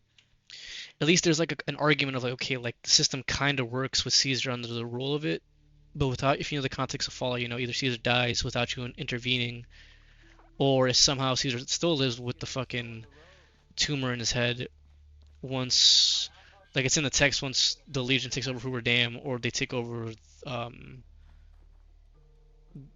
the East, they fight each other as infighting. So even if you do everything for the Legion, you do all the special things, they still end up infighting even after you do all the stuff. So, but at least the compelling argument is that they can somewhat maintain security better and they keep the roads safe. But you know, it's still fascism. It's still like essentially you either work for the state or we kill you. It's still that era of mentality. But at least it's I think of like how you put it. It's not a good argument. It's still pretty fucking stupid. But at least it's like an argument. Okay, like with a world this vicious, we kind of need a new system to live in. So it kind of at least it has that going for it versus just hey, do you want to be evil for no fucking reason? Because you just want to be evil in the world with the fucking institute. Okay. I'll try to keep it on a positive note. I'm also way too tired to do anything else. So yeah. Peace chat. Appreciate you guys tuning in. I'll probably put the less ranty version of this on YouTube, but part 11 and 10 is on YouTube. So yeah, check that out. Same username. You guys be safe.